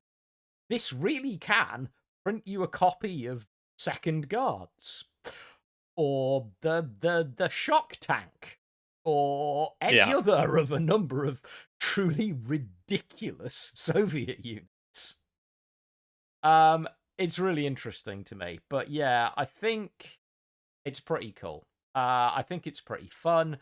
I don't think it's gonna change anything. I think it just sits where a lot of Soviet elites do, which is people will find a home for it and off you go. And I think, honestly, sometimes it is going to depend. Like, as I say, sometimes you're going to get the slight sad face that I described earlier, which is that you know, if you get something and you wish it would just like add is not deploy, which means you don't get deployment effects on the things that you get off this, but at the same time, even if you're just getting back a good set of stats from a ground unit when this dies, like it's high value and it's self-replenishing. I do think this is a pretty good beast of a Soviet elite. I just think it's a beast in a quiet way, not ridiculous and over the top in the way that Soviet elites are, until you realize the value proposition. Then you suddenly realize actually it is ridiculous and over the top, just in a slightly different way.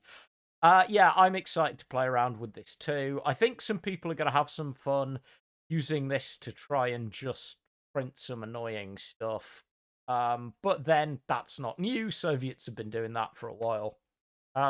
Overall, though, notwithstanding a rather unfortunate start with their limited cards, Soviets did all right. So people will have noticed that that leaves us but one main nation to go and deal with, and that is the good old US of A. So let's open up with the US limited card. I'm particularly interested to get some thoughts on this. So this is Screening Force. Screening Force is a 7 cost limited. Yes, I did say 7 cost. And it says costs 1 less for each friendly Brewster FTA. Add 2 SBD 3 Dauntless with Blitz to your support line.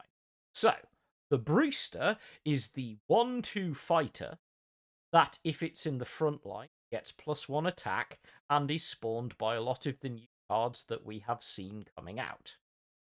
The Dauntless is the 3-op cost big ass bomber that comes and is occasionally seen in things like Throp.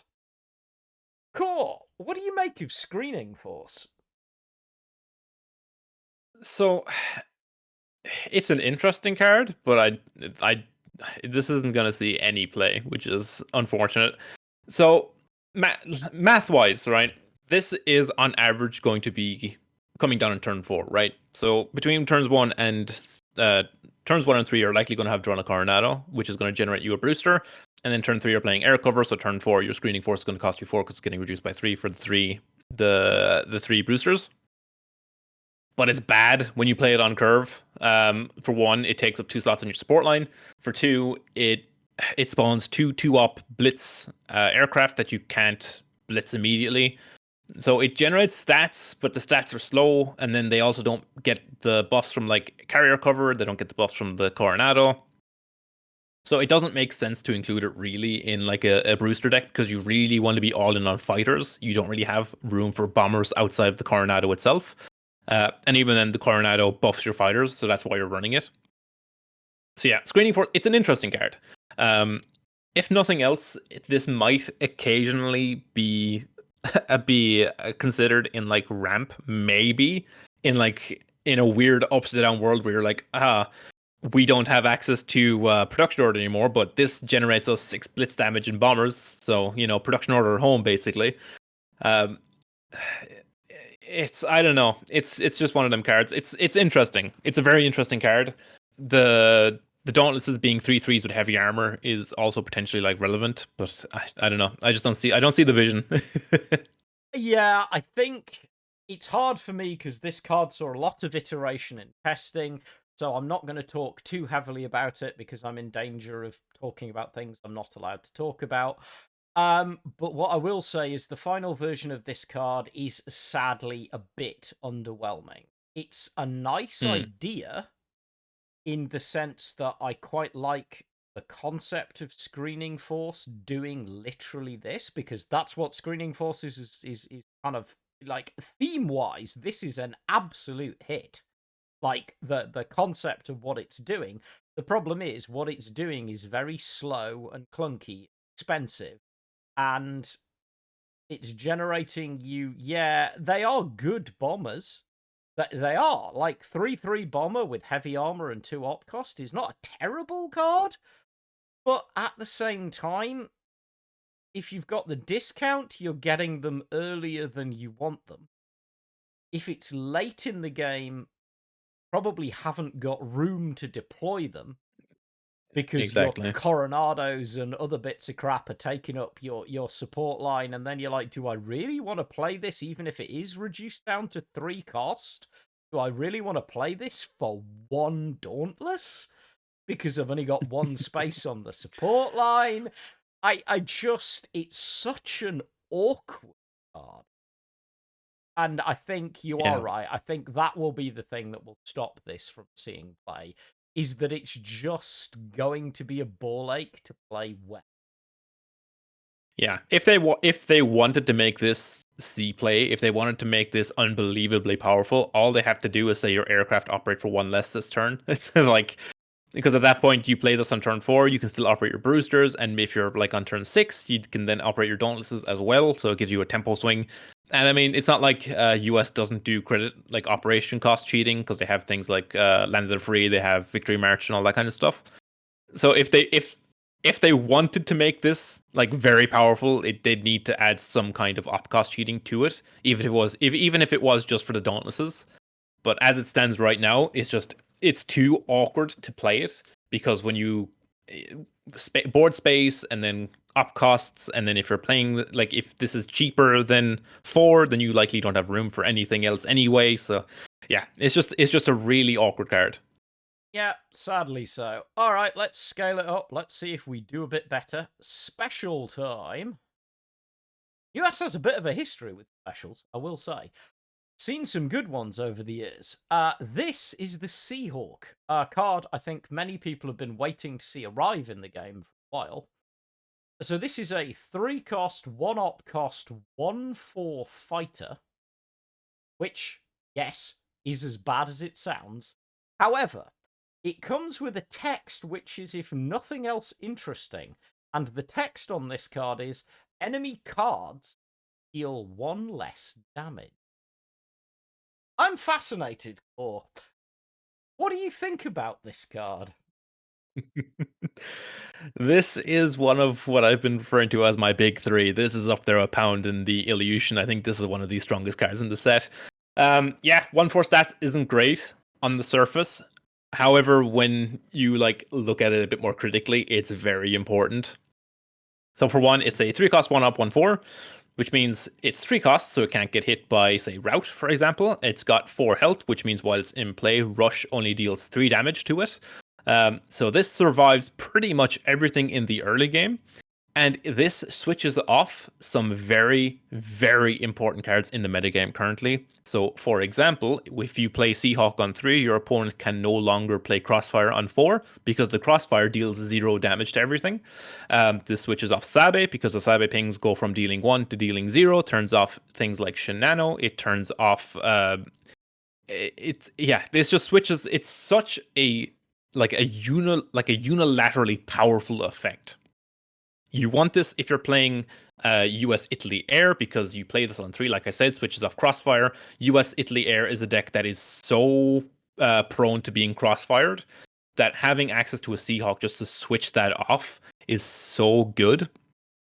The 1/4 stat line isn't aggressive, but the fact that it has so much health means that it sticks around for multiple turns. It carries buffs really, really well. Carrier cover buffs. It gets hit by Coronado, Strike Group, all that. Against like mid-range and aggro decks, this basically has guard because your opponent has to kill this if they want to deal anything like any damage face. It's basically like a weird sideways Jasko in a sense. Yeah, this card I think is just ridiculous. This is so powerful. Like I said, you want to play this in like aggro because it is so good against the board clears like Crossfire, which is like the big board clear in the format right now. That's like the anti-aggro board clear that everyone is running. It's so good into decks like Navy Burn. It is so good into traditional Burn. It is so good into aggro. If you look at like the Japan Soviet aggro, a lot of 2-attack units, a lot of like cheap damage orders and stuff like that. Yeah, Seahawk is it's so universally applicable between aggro decks, mid-range decks, and control decks. I think we're going to be seeing a lot of this card. Yeah, I think you're not wrong. I think it's got some weird applications. It's going to create some moments. The first time that somebody like runs their Hellcat into this and then goes, wait a minute, why didn't it die, is going to be fairly hilarious. Your Hellcat's a card. Your units are cards. Yep. So yes, they all deal 1 less damage, which is going to annoy people. It has a weird interaction with Rush in that it turns Rush from doing 4 damage at a cost of 1 damage to yourself to doing 3 damage for no 0, cost to yourself. Yeah. This thing has some truly bonkers interactions. And in particular, also, it's critical that you can't do anything super weird, like use this to hyper-optimize Rush, which someone who misread the card I mentioned somewhere I was looking. I can't remember Reddit or somewhere. No, this is enemy cards deal less damage. It does not affect your cards. But yeah, this is a fascinating effect to have in the game. I don't know how I feel about it. Even after testing it, I'm still not sure how I feel about the existence of this effect in the game, because it's a big This is not Yeah. a this is not a little change. Like, this rewrites the rules for as long as this little bugger is on the board, and Lord help you if there are two of them on the board.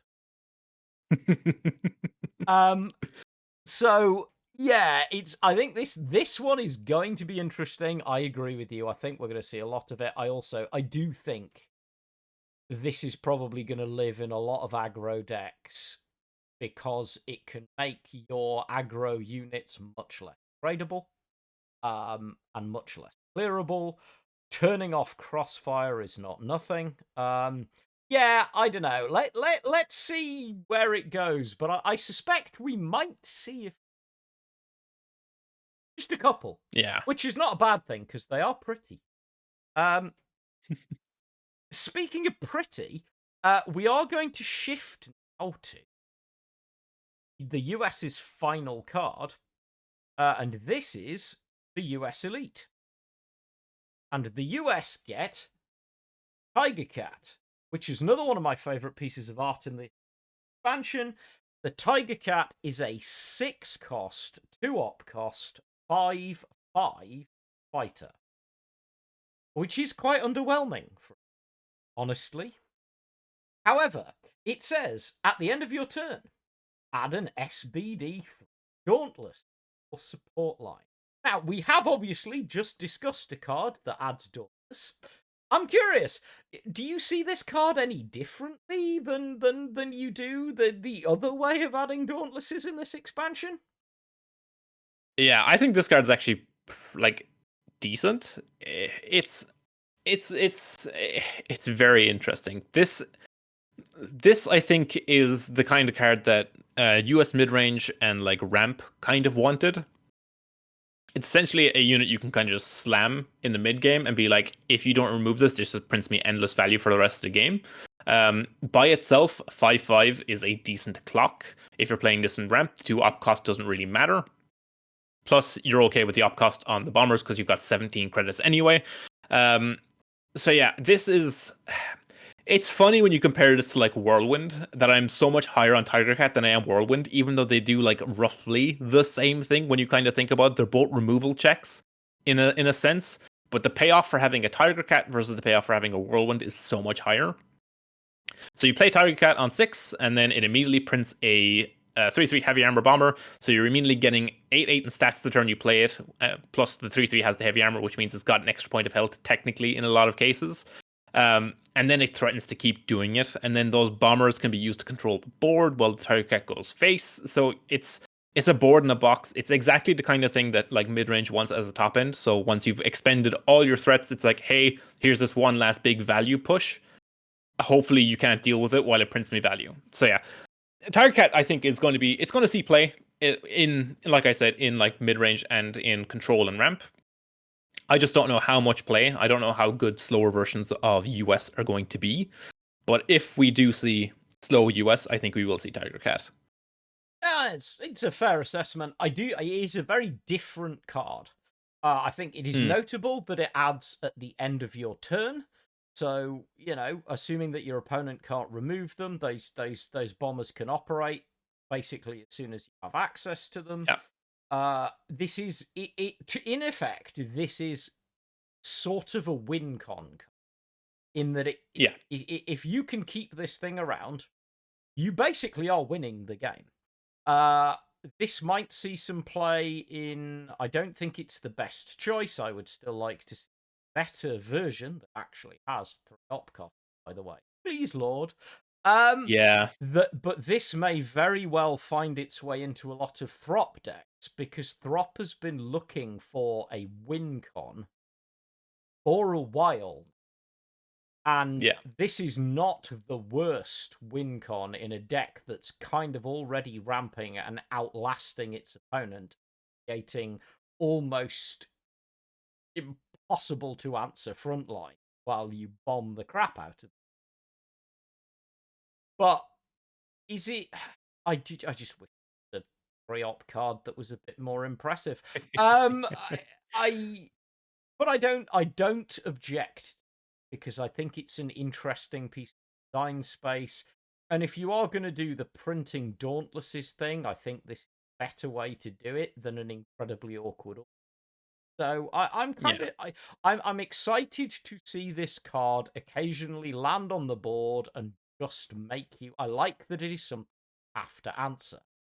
I also very Yeah, much like that it's not a bomber. yeah, it protects your dauntlesses. That it Yeah. protects the dauntlesses that it spawns, which is cool.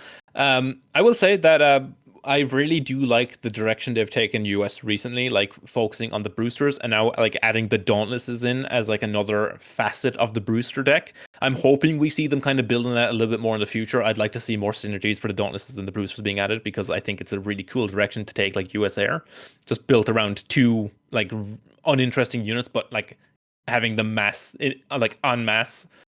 But yeah, I think the Tiger Cats I think it plays a bit better than it reads because it's like I said, it comes down, it spawns a 3/3 the turn you play it, so it's coming in as an 8/8, and then if they remove the 5/5, you're still left with the bomber, so you still have something left over from the Tiger Cat. So you're always getting a little bit of value out of it at least. Yeah, and your I do have opponent's a having to find like 8 points worth of removal. Exactly. And I do have a deck like ready to go for the Tiger Cat. And there is another card in here that we'll be talking about shortly that is also going in that deck. That has a weird niche application. So yeah, it's a card I'm very interested in playing with. I'm super excited to play some ramp. And yeah, unironically, when this card got revealed, I did also think, God, this would be so much better if I had 3 op. Yeah. It's a thing. So we get to move on now. We move on to the Allied nations. So this is going to be a little bit less long because each of these is only getting one card. So we're going to start with Finland. Finland gets a new Fokker. So this is the Fokker D21. So this is a new Finland limited card. All of the new Allied nation cards are limiteds. This is a 2-cost, 1-op cost, 3/1 fighter. And it has an effect which I think might have some to say about, which is deployment. Suppress target enemy. Sure, I have a suspicion you might have quite a lot to say about, so let's get started.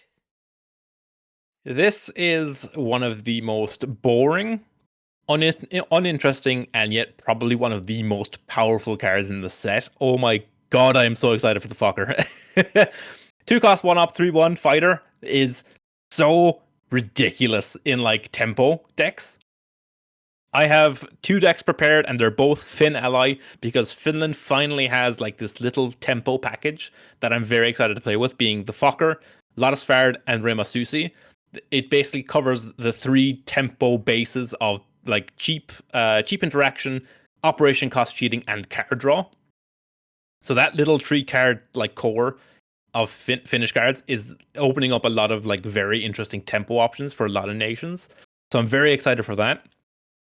If we look at this in through the lens of like US Finland boosters, for example, you're playing this on turn 2, you're suppressing your opponent's guard, and then you're chipping in for 3 every single turn from the backline with the Fokker. The 1-op 3 damage is so relevant. This is either like very quickly burning your opponent down for not a lot of investment, or this is like taking trades well above its well above its credit cost, as well as providing the targeted suppression, which is something that a lot of nations actually really struggle with, is having access, like ready access to suppress.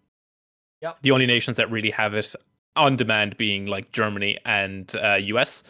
So having a cheap, well statted, like aggressive body that also gives you access to suppress means that we're going to be seeing, I think, some aggro decks also potentially looking at Finland as a potential option going forward. Again, like I said, we have that triangle now of Fokker, Sverd, and Susi that are going to be, I think, seeing a lot of play together. Because when you compare this to like White Death, it is so much better. It's cheaper, and it's a single target as opposed to the entire board. But who cares? Because you're suppressing the guard next to the HQ and getting in for damage. I think, funnily enough, I'm also interested in testing this out in Jarfin Hines as as a replacement for like White Death. And I think the deck no longer even needs to be Heinz. I think we just play basically Germany, Finland combined arms because this is now such a cheap splashable aircraft for like combined arms. So yeah, this I think is going to be quietly one of the strongest cards in the set. I have this down as like number 4 in the set for me in terms of like power. Yeah, this is, if I could have made a custom cards expansion, it would have been this. It's exactly what I was looking for, and I'm so happy. It's really interesting because it is, you're right, it's an incredibly dull card in the best possible way. It's Yeah. just a workman-like card that fits with a lot of stuff. I will also say, this is not the worst card that has ever happened to the German order. Lord help me. Suppression. No, the flip side of it. The German, it buffs infantry, buffs tank. Oh, Finally, Anfreda. yeah, we finally have in German Finland a fighter Mm. target that does not suck for your Aunt Freddy deck. Because this is not a bad target to end a game out. No. Because this thing picking up the buff from Aunt Fred is not nothing, and it's 1 op cost, which is a thing. You might not answer it because it's only 1 defense, and you're like, it's annoying, but whatever. But it's 3 attacks, so you're gonna want to do something about it before it gets any bigger. I do agree with you. I think you are right. Finland is going in a very old school tempo direction.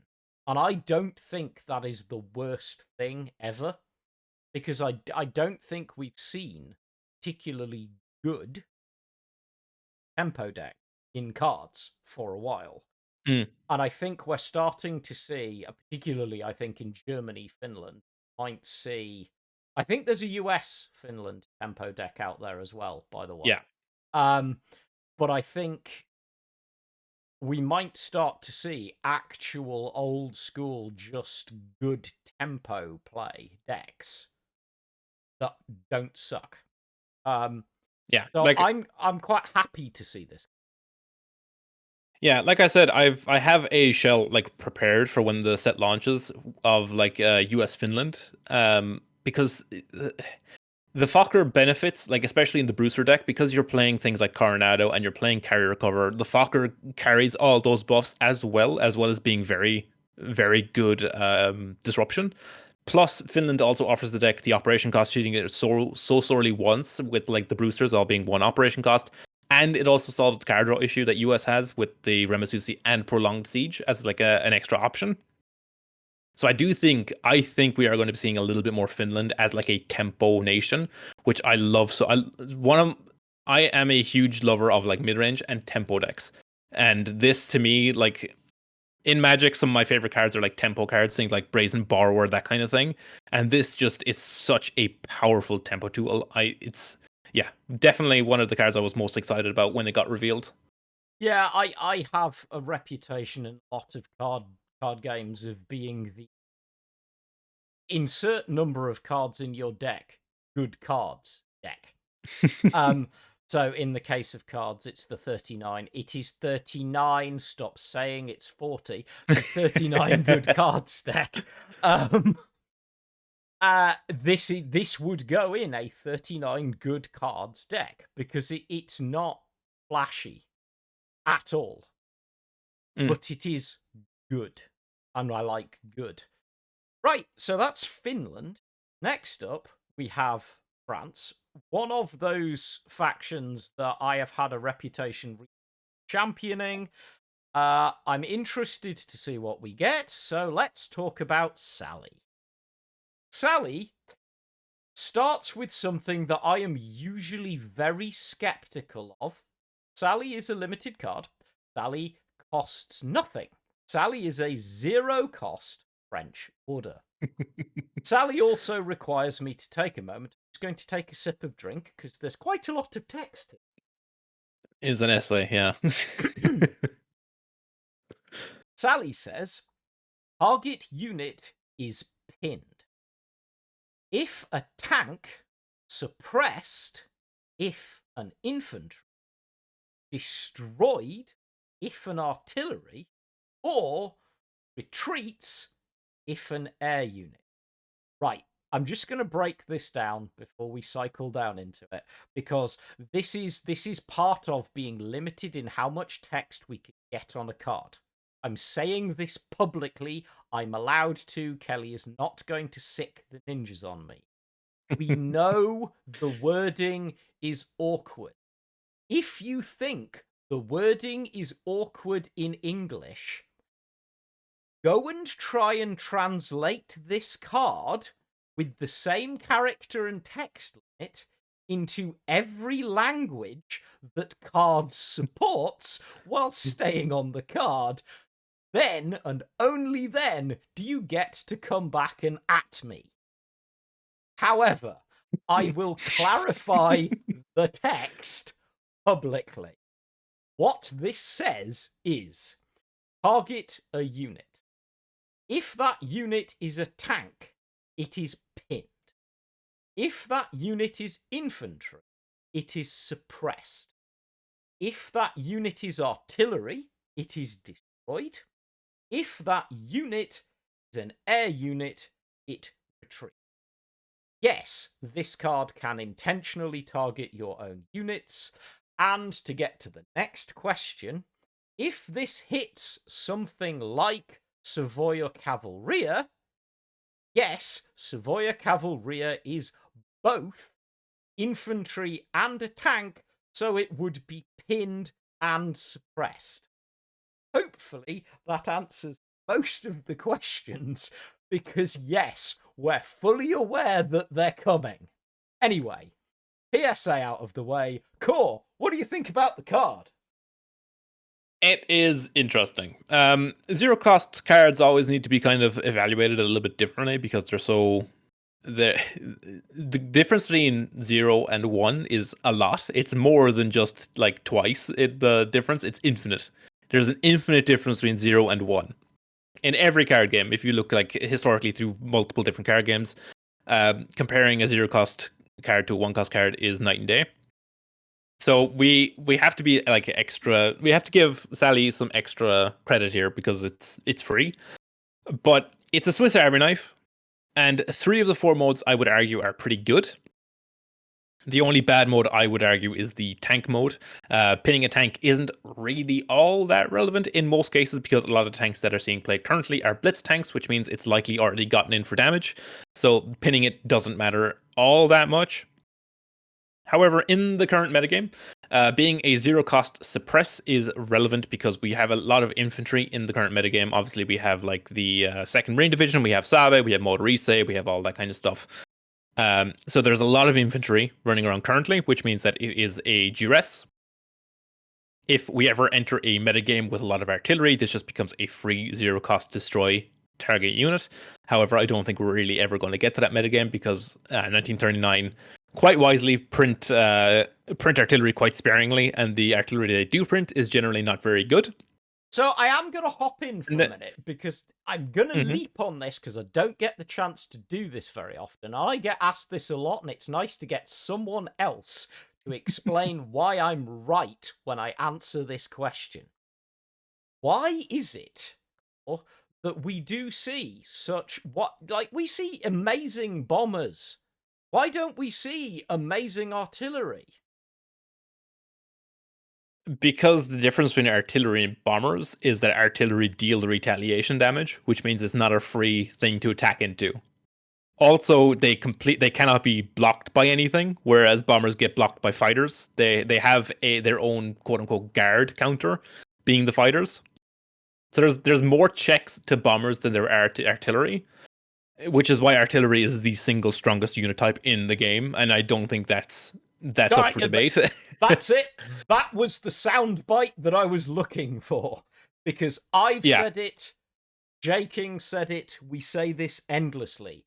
Artillery is by a distance the most powerful unit in this game, for all of the reasons that have just been explained. Anyway, yes, that is why this destroys artillery. Anyway, carry on with your evaluation. I just wanted to do that because I know people ask about that a lot.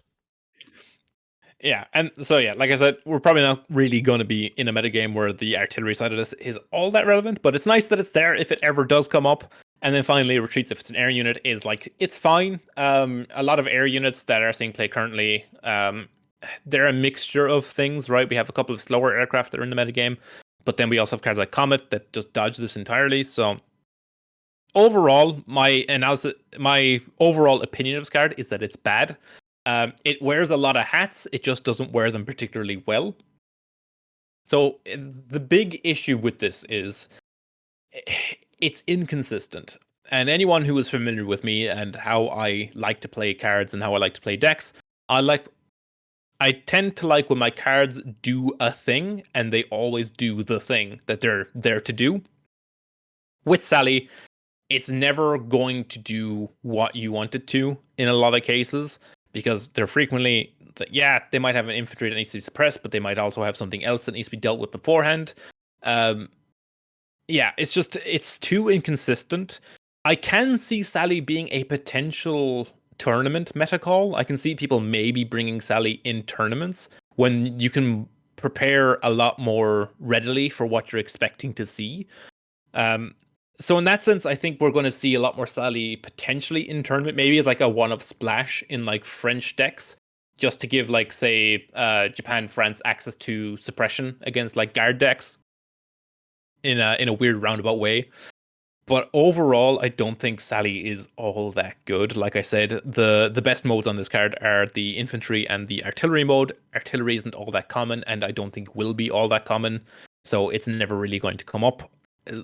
And if you want zero cost suppress, just play US Ally and run Duress. Yeah, it's like I said, wears a lot of hats, just doesn't wear them particularly well. So it's interesting. It's just I don't think good enough. Yeah, I think the other thing that I'll say, because I haven't got a lot to add, because I pretty much entirely agree with you. The other thing I will say is I think this card is badly served by being an allied nation card.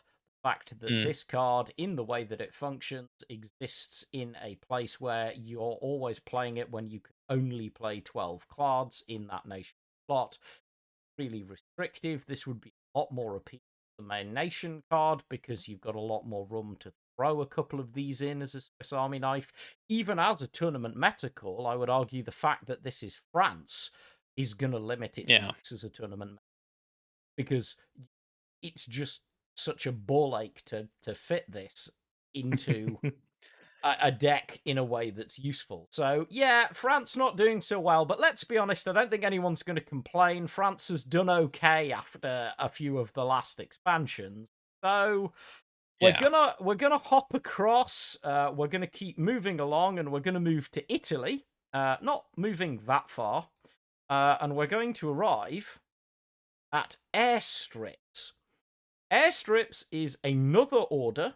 It's a limited Italian order. It's one cost. It has a piece of artwork that I could say a lot on because of how Italian, and it is kind of cool in how Italian it is. And if you don't understand, go and look up period art for Italy. I actually really like the art on this card, but I think some people will find it less good. But it is a one-cost order, and it says, add Breda BA65 to hand and RM Roma on top of your deck. Or, what are these cards, and what on earth does this do, and is it good? This is a card I'm actually very interested in testing out. So the Breda BA65 is the four-cost Italian 3/3 bomber that when it enters just deals 1 damage to all enemies. It's the one that came out in United Fronts, which is on rate a decent unit. Has seen play in a number of decks. I have played it myself in like US Italy Shermans with air escort as a way of like triggering it multiple times. I believe it is in your version of Brit Italy Air.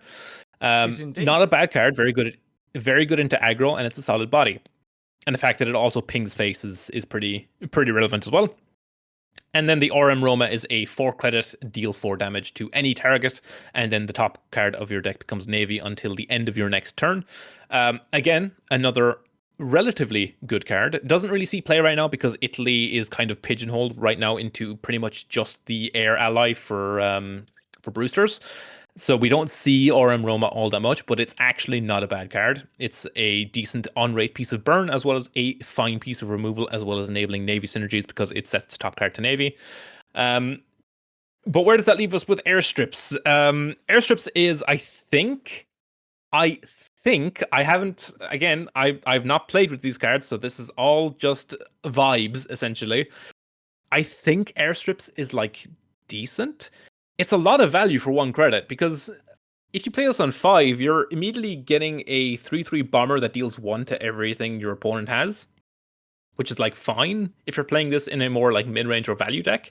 And then you're also generating 4 burn damage on the top of your deck, and the fact you can do that 3 times over the course of the game means that you have ready access to 12 burn damage on top. Technically, plus like the 2 other Romas you might potentially be running, which means you have access to 20 burn damage in the deck from your ally nation. There are caveats. Naturally, there's a lot of caveats with this. You're denying yourself a draw to put the Roma on top. It gives it gives your opponent the information of what you're drawing. But there are also upsides that it guarantees the top card of your card is Navy, while also giving you like a piece of interaction. So it does a lot. It does a lot of stuff, and it's interesting. I think it's like decent. I'm probably going to play it. I had been testing a version of US Italy midrange, like US Italy Navy midrange, using USS Fitch and RM Roma as the activators for the Marines, the recently buffed Marines. So being able to generate more copies of Roma, as well as guaranteeing more Navy cards on top of your deck to make sure that your Marines are getting the double damage triggers, is pretty big. In a deck that really needed the extra damage to get over the line in certain games. And the Breda gives you a little bit of board interaction as well, which is really nice. So yeah, I think it's like fine. I'm interested to try it out. It could be unplayable garbage, but at the same time, it could be as good as I'm hoping it is. I honestly, I mean, obviously, I have the advantage of having played with the card, but in a very limited context. I think the assessment's pretty spot on. I think one of the things I think is going to be true of this card is it's going to depend on the meta that it lands Mm. because in certain circumstances, in a mid-range friendly meta, this card's value goes up exponentially because this card is extraordinary value for its cost and gives you useful stuff. It also absolutely does. It gives you Roma and then the extra proc from the Roma to give extra all of this for your Marines, which I think is definitely the US Marines is a place where you can see this. I'm a huge proponent of Breda being way better than I think it is, because 1 point of damage across the board at the right time can be absolutely ludicrous. I have a number of decks in it there. I think it's just a good unit. It's another very boring unit, but it's a 39 good cards unit. And this takes 2 cards that you would throw into a 39 good cards thing and compacts them down into a compressed package to unpack that. It's like a zip file of 2 decent cards. And you can run 3 of them, which means that it can generate you 6 good cards. Yeah. But they're only 6 good cards in a meta where they're worth playing. And I think that's going to be the killer for the card. I think it's going to depend on what sees play. But yeah, I think Italy, pretty solid. We're coming now to the end of our allied nations, and we're coming to everybody's favourite allied nation, which continues to develop a reputation for what is it trying to do? So we're going to get to Poland, and we're going to see if we maybe see Poland maintaining any degree of focus. Spoilers, don't. So this is Pilot Escape. This is Poland's 2-cost limited order, and Pilot Escape has great art, and it has text which says, develop an air unit of your main nation. It costs 1 less to deploy and operate. Sure, Poland got air support. Yes. So when I was talking about Tiger Cat earlier, this was the other card I was alluding to, being Pilot Escape. Now, I did mention the last time we did one of these that I had during United Fronts, I had done a lot of testing with US Poland ramp. Now, one of the issues with US Poland ramp was it didn't really have anything to ramp into to close the game. This expansion has kind of fixed that by giving us Tiger Cat, as well as 3 additional copies of Tiger Cat in the form of Pilot Escape. It also gives the deck a little bit of direction in the sense that, yes, it's given us Tiger Cat, but it's also given us direction in the fact that we now have in nation, like ally nation triggers for Yank, which means it can now play Yank pretty comfortably as a extra win condition versus control. So as bad as Pilot Escape is, I'm not making. I think it's like a bad card. Pilot Escape is a bad card. I'm still going to play a lot of Pilot Escape. When you look at the pool of aircraft that it can pull from, particularly if you're playing it in US main, there's a lot of very big hits for Pilot Escape, and especially when they're coming down 1 cost cheaper and 1 op cheaper, they're pretty solid. Like you have the P40, the 4-3 that makes things cost 2 extra op when they come in. You have the 6-6 destruction, draw 2, your things get +2/+2. You have you obviously have the Tiger Cat that's coming in, and there's like a handful of other really relevant bodies. It doesn't suffer the same issues that Bomber Mafia is currently suffering from. Bomber Mafia has never felt worse than it does right now, because a lot of the air units it generates just are vanilla bodies, essentially. But because Pilot Escape generates any air unit, it means it can hit the fighter pool, and US actually has a very good fighter pool when you like dig down into it. So yeah, I think Pilot Escape is, if nothing else, an interesting card for exactly US Poland ramp. I don't know if it's going to go into any other deck. I don't think it's good enough to go in any other deck. It's just it has enough niche synergies with like the US stuff that it might just work its way in there. It's a bad card. I'm not going to defend it. It's a terrible card, and it's likely not correct to play it in any deck at all. But I am a sucker for playing bad decks and silly stuff, so I'm going to play a lot of it. Oh dear, how do I approach this card? Because I want Poland. I do, but what I want more than Poland to be good, I want Poland to be focused. Yeah.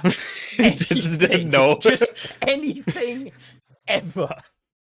Poland's focus is being unfocused. Yeah, this is the most. This is the most like out of. It's just a bizarre card. It's so bizarre.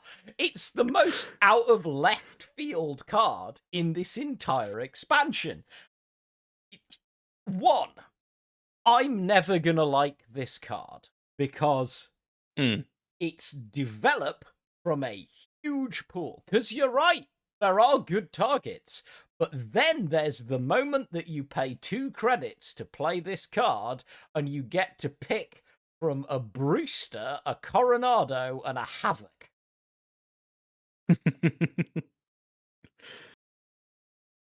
And that's but they're one cost cheaper and 1 op cheaper. It's so good. It's so much value. But it's not, because the Havoc self-zero operate costs anyway. You've lost the value. You get the point. The problem with it is that the pool, the advantage is the pool is so big. The problem is the pool is so big. Yeah. And it's completely random, which I'm not a big fan of. I'm never going to be a massive fan of this because its best case for play is in Hearthstone invades cards, and I am Yeah. endlessly on record as saying that I am not a big fan of the develop synergy thing. I sort of wish we could just hoover it all up, put it in a box in a corner, and pretend it had never happened. I am quite opinionated on it. I just don't think it's something cards needs. But you are right. Quite possibly, the best place to play this is ramp, gank, retribution spam. Because at least it's developing something. But the other thing is, I'm kind of sad. I can't believe I'm saying this. I'm kind of sad that this costs 2 credits because it's quite pricey for what Yeah, it is as it well. is. But I'm not sure I'd want it to cost less because then we go back down the cracked develop line of develop becomes proc and oh god, I'm so sorry, I really am, but could we not have just given Poland a good mid-range air unit, moved on, because we were going in such a good value mid-range direction? For like 2 whole expansions, we've had some decent mid-range cards. And then we get this! And it's like, we collectively, we're coming up with one niche deck that this might see playing, which is not what you want from an allied nation. But no, I mean, in all fairness, people will have fun with it. It's some nice art, but yeah, I can't argue with bad card. It's a Yeah. bad card that you can do some interesting things with, but that doesn't make it any less of a bad card. And it's a bit sad because it's Poland, and once again, Poland went weird. It just, like you say, Poland's focus is being unfocused. Lots and lots of weird little things that are kind of quite good, but then is not cohesive enough that you build a deck around them. Ah, I'm so sad for this card. And not in a bad way, because it's not like I'm sad in the sense that, like, not an interesting idea. It is. It goes into a direction I'm not a fan of. That can't be. But it goes into it in a nation that doesn't need the help in that direction, because somebody name for me just one other Polish card that is in any way supportive of US Yank ramp. Danuta, technically, if you play it with blue and grey, because it prints outrageous. I mean, all right, I'll give you it, but even you have to admit that's a stretch. Hey man, look, I've done the reps with this deck. This is a pet deck, okay? I will defend it. Oh, but yeah, it is. But yeah, I mean, this is it. This is. Let me press the I button. This is Air Supremacy. What are your, like, in summary? How do you feel about the? I think it's a good expansion. There's a lot, like there's a handful of very powerful effects. There's a handful of very boring but powerful cards. And then we have like a handful of unplayable garbage. But like in terms of playable to unplayable ratio, I think we have a good like solid 2/3 of the set are like good cards that are going to see play somewhere. So yeah, I think overall it's been I'm relatively positive on this set. I think I think we're going to see like a good few of these cards make their way into a number of popular decks. And if nothing else, I think some of these cards might signpost some of the future expansions that are coming up, as well as potentially some of the future rotation changes. I would expect, now that we have Salamander, that maybe Comet might be on the chopping block next rotation, because why do we need 2 Comets? So yeah, I think we're gonna. I think this is a good setup for the next expansion as well. Yeah, I think it is. I do think you are right. There are certain things. I agree with you. I think I have no perfect knowledge. and I can't talk about any knowledge I do have, but I do think definitely are seeing what look like signposts choices. And I think, yeah, on the whole, I've got to say, it's a for the most part, they nailed the air theme. Air Supremacy Hmm. definitely feels like it focused on air. You noted it earlier, and I completely agree. They absolutely nailed the artwork expansion. Yeah. Even with the inclusion of a relatively niche, very Italian style at the time art choice for an Italy card, they nailed the art vibes. They've given us some solid cards to have some fun with. They've given us some cards that, if nothing else, gave us some entertaining conversation. They've given us some interesting sound effects for our bicycle. Um, but yeah, overall, I'm pretty happy with this. I think it's going to be. I think it's going to be interesting to see how Yeah. I mean, impactful. if nothing else, if nothing else, even with the like unplayable cards, if nothing else, every single card in this set is at least interesting. There is something interesting about it. There's something interesting to talk about. So yeah, I think a positive set. Yeah, no, there's no just look at some stats on the card. Yeah, Hmm. we've definitely seen that. I think even the weirdest card that we're talking, and some of at least one of the most powerful cards that we is unspeakably dull. Um, and I think that's nice to see. I am curious as to what the actual impact of this mini set is, because mini sets have a lot of work to do in a very small haul of cards. 19 cards, even with a rotation, has a lot of work. Um, and I'm like, do you think? I mean, is there anything specifically from this that you think is going to affect the state of the meta? I think like Pound is such an incredibly powerful card. I think I do believe that we are going to see like a little bit of a rise in the play of like Brit Air. I think we're going to see like maybe a few attempts at slightly more mid-range things with the new Soviet cards. I think we're going to see a little bit more tempo with the Fokker. Yeah, I think the only thing that's not serviced from this expansion is control. I don't think we're going to see. There's not control didn't really get any new tools aside from maybe Tiger Cat.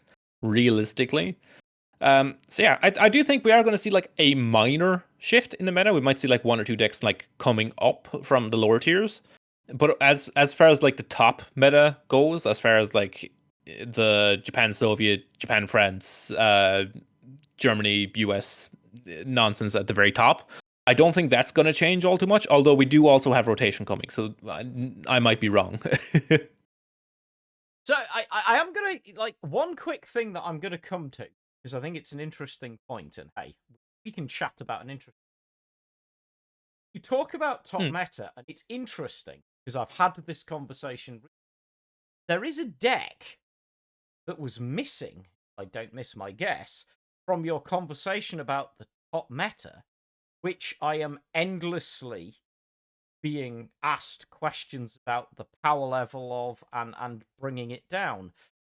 And that deck is the I can't say Japan France shuffle.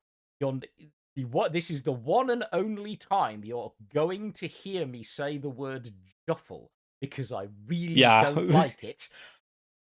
But I'm curious because I agree with you. I do not put that in that same box. I have been in the top 400 this season. I have played some Iron tournaments this season. I've won some Iron tournaments this season. I've played some very competitive players this season. Some of them it's always nice to see because some seasons I don't get to see certain players because my MMO suffers from wandering off and playing random crap trying to make something work for content. But I'm interested where like we have this thing at the minute where a lot of people feel like we have this meta warping deck, and we might as well discuss it because we're here and both of us have opinions. Hmm. Where do you stand on the great Japan France shuffled? Now, I did mention it as part of the like top three decks, but I don't think it belongs there. The reason I pointed it out as like one of those like big three was because it's seeing a lot of play right now. But I think the reason it's seeing a lot of play right now is because it's the new buffed thing that everyone is like playing because everyone thinks it's broken. I don't think it's all that good. It's a solid deck, don't get me wrong, but it relies too heavily on exactly two cards. It relies too heavily on having exactly Morise and having exactly Sabe for it to be a consistent ladder, like a consistent meta threat. I don't think it's game warping in the way that people keep saying that it's game warping. If the deck high rolls, it will win early, but there's a ton of counterplay to it. Like the Germany Poland video I did recently, like Germany just strangles shuffle so unbelievably easily because everything gets routed. It loses out to suppression. It loses out to a bunch of the mid game units as well as like capitulation in the late game. You have the Alpenfestung in at the end to get you back into it. It also loses to like I don't know. I don't think it's not meta warping. I think the people that think it's meta warping are playing on the lower ends of ladder where it's a lot more common. But like, yeah, I just when you compare it to the power level of the other decks around it, right? I just don't think it's nearly as good as people think it is. It I think a lot of the sentiment comes from players that have played against it but not necessarily with it. In the same way that a lot of people complain about commandos having not played the deck themselves, just having being high rolled by it. When you play a deck and you kind of get to understand a lot more of how it functions and how many games you lose to not having the high roll, it puts it into perspective of the like how like where the deck actually sits power level wise. If I had to give it like a position on like a ladder, like a tiering ladder, I would say it's like tier 1.5, maybe like top of tier two. I just don't think it's meta warping. I wholeheartedly disagree with people that think it is. Again, a lot of the sentiment I think comes from players who haven't necessarily played with the deck. So yeah, Yeah, just one of them things. yeah, I think it's one of those things that it's only going to settle when it settles and people get done playing with shiny, because the new shiny does have occasionally utterly ridiculous win moments where it does stupid Yeah, things that look incredibly impressive. But does it do it consistently enough? I'm still not sold. I have played a lot of the deck. I have tested versions of the deck. I'm not convinced that it's actually that consistent. But I do think that it is also. Part of me wants to say it's very dependent. I think what if you can level one criticism as it might be a little bit cheap to operate as a deck to build. I think similarly, Commandos was in the same place where it's a deck that is not that difficult to pull the parts together for and play on through the ranks and up ladder. And I think that's a reason that people see a lot of it. Because by comparison, a lot of the other top decks, when people ask me for deck list, a lot of the response I get is, man, that's a lot of elites, man, that's a lot of specials. And sometimes that is actually true. Although, yeah, unironically, deck that I have uh, had the most success with is the most budget deck I've played in a very long time.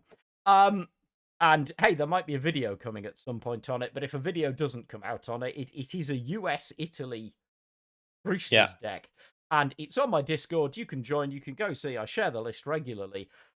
If you want to build a cheap, consistent deck, you might want to take a look, because it's a hell of a lot better than people think it is. It's very, very good. It's in fact demonstrably top 400 good. And I'm pretty sure I could get a lot higher if I wanted to put the hours in. I don't want to.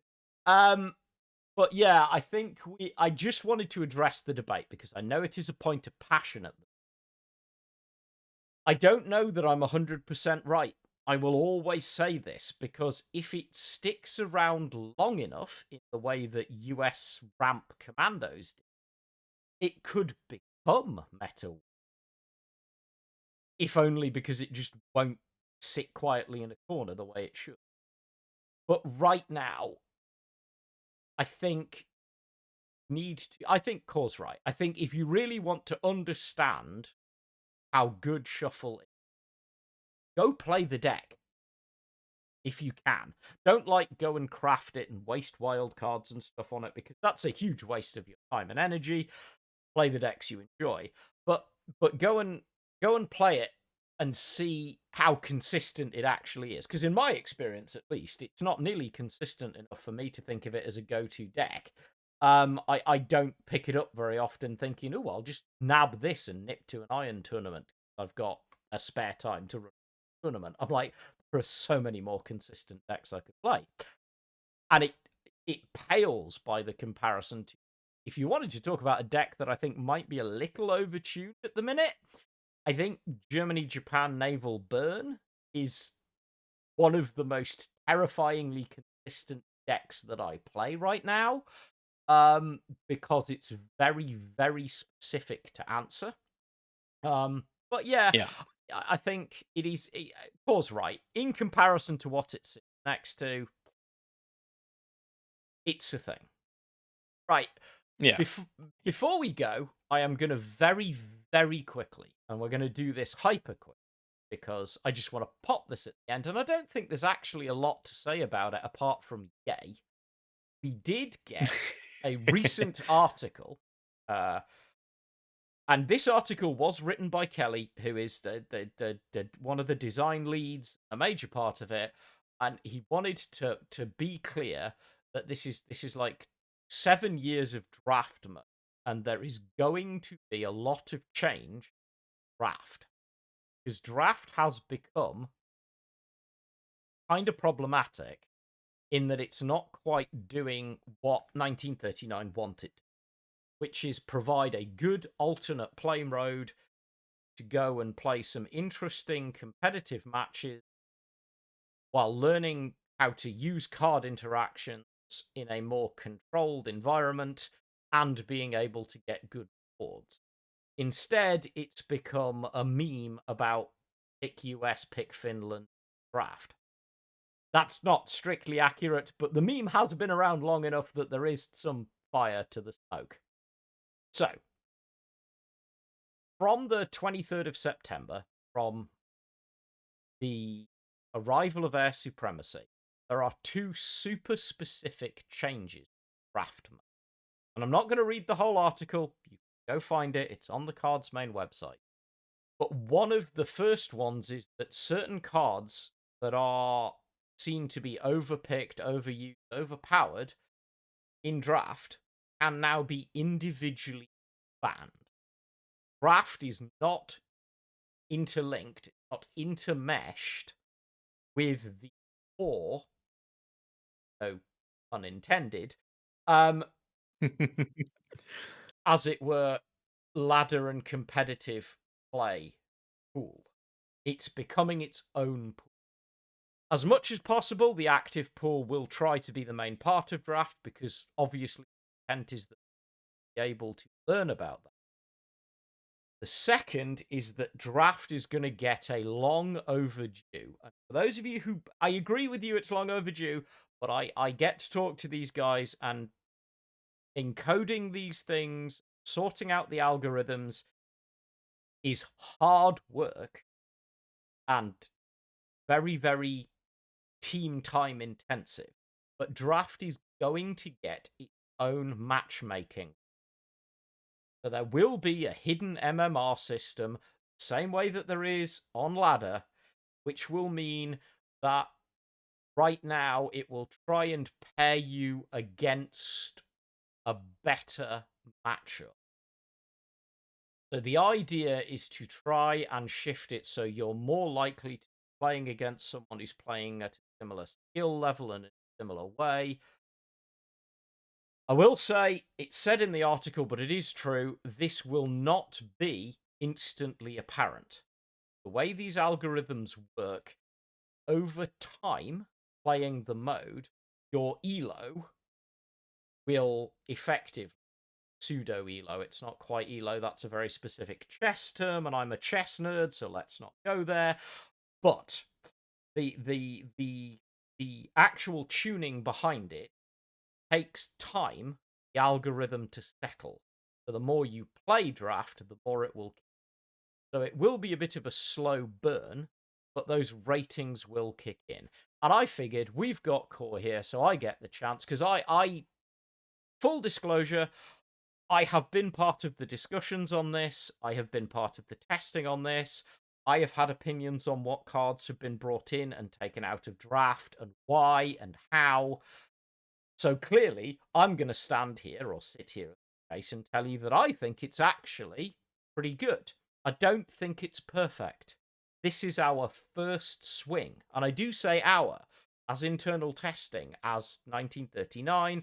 This is our first swing at doing this. We're not going to get it right straight away. But you can go and see the removed list, you can go and see the added lists. They're all up on the article. I'm not even going to remotely consider going through that because we've done just about 2.5 hours already, and this would comfortably be another 2.5 hours. And I'd like to Yeah. get some sleep at some point today. And I can only talk for so long. But I just wanted to get Core's thoughts on the announcement and the general concept of what's happening in draft from the point of view of someone who is just, I hate that word, but in this case it's accurate, just a player. This is a very, very good and healthy change to make. I think you probably could just go a step further and just have an entirely curated card pool for draft. It's a step that Hearthstone made a couple of years back, and it did wonders for their draft mode. Um, while I understand that they're trying to maintain like parity in some regards between like the mechanics in standard play and the mechanics in draft, I think you're better off just every 3 months doing a small little bit of a shuffle, just like freshening up the draft format. That's just my opinion on it, though. But as far as the changes that they're making, it's a very, very good change to make. Having an MMR built in means that even though it's going to take probably a couple of months before things even out properly, it means for newer players coming in moving forward, the draft environment is going to be a lot more friendly to new players, which is something I think was badly needed. Um, I've been lucky enough that I've only ever played one draft, and that draft was 7-0, so I got my achievement and never have to go back. so um, so it doesn't really affect me all too much. I'm not much of a draft player, at least not at the minute. But also toning down US and Finland is also a good step because the deck I 7-0'd with was Soviet Finland, and Finland has so much easy access to like instant removal with the CCs. So toning that back is definitely a good choice. But yeah, no, the MMR edition is very big, but I do think going for like a curated draft environment using both active and reserve cards is probably the best way to go, just so that it's a more interesting format for new players and veteran players alike. At least then there's yeah, I just think being able to like change the pool every couple of months just to freshen things up will be a good move. Yeah, I will say that's not in any way off the table. This is a big part Mm, of this, seeing how this works out and just trying to freshen things up a bit. And I think it's a good sign. I've been quite vocal about the fact that I want to see alternate play modes helped out because I think that will be healthy yeah. for the game. I have quite strong opinions on tournaments and stuff, but that's a whole different subject. But yeah, it was just interesting to bring it up, and I figured might as well pin it on this video because my life is utter chaos at the moment. So I'm not getting a chance to do content and videos I'd like to. I will say though, on that note, first of all, like, thank you to 1939 for providing me with various HD planning in advance of doing this and letting me openly do. I do my best to avoid going anywhere near my NDA, but I'm also very conscious that 1939 do have to be careful about how many of the streamers are making content about certain things. Because there's a whole bunch of it, and I don't think we say it often enough. we appreciate you guys for the work that you do and the support that you give us. Thank you to all of you guys for giving me a chance to do this nonsense. Thank you to Core more than anything else for coming along and spending 2.5 hours chatting with me, significantly more when you consider that, like, whatever this video is by the time I edit it, bear in mind, Course had to put up with me significantly longer than the final edit of the video. But genuinely, it's been a pleasure. So where can people find you? What can they look forward to coming from you? Are you going to stream again? Because I was excited to hop along at one point and see you streaming, because that was quite fun. Even though I will say you did have the most appalling luck I have seen on a stream in quite some time. I wish I could say that was a one-off, but that is my average luck when playing this game, or any card game, to be fair. But no, if anyone's looking for me, I am obviously CoreData on YouTube and on Twitch. I frequently upload on Saturdays. I did miss a week this week, just being a bit under the weather and a bit busy, so I didn't have time to record anything. But going forward, you can expect videos on the weekends, and I'll be doing a handful of decks for Air Supremacy. I have a few things lined up, so I will be working on them pretty much as soon as the set comes out. And hopefully, I will be streaming Air Supremacy once it launches. Not necessarily the day it launches, but potentially. So keep an eye out on that. Again, CoreData on YouTube. You can go over there, and there's a handful of videos uploaded from since I started playing cards. Essentially, if you're interested in that kind of thing. Yeah, I will also say, if you are a CoreData fan, you can join my Discord. He is in there. He is quite active in there. He's always happy to answer questions when he's got time. I will put the usual caveat on. Core, like myself and a lot of the other guys who are in there who do stream, we have no objection to atting us, but bear in mind we tend to be quite busy, which means sometimes, just sometimes, it can take a while before we're able to get back to you. Doesn't mean we won't get back to you, but come join the Discord. For me, my Discord is probably the most chill cards community that I'm part of in a while. I have some great mods and some people, and Core has become a big part of that, which I always see. As ever, you can find me in all the usual places. My links, they're all down below in the doohickey.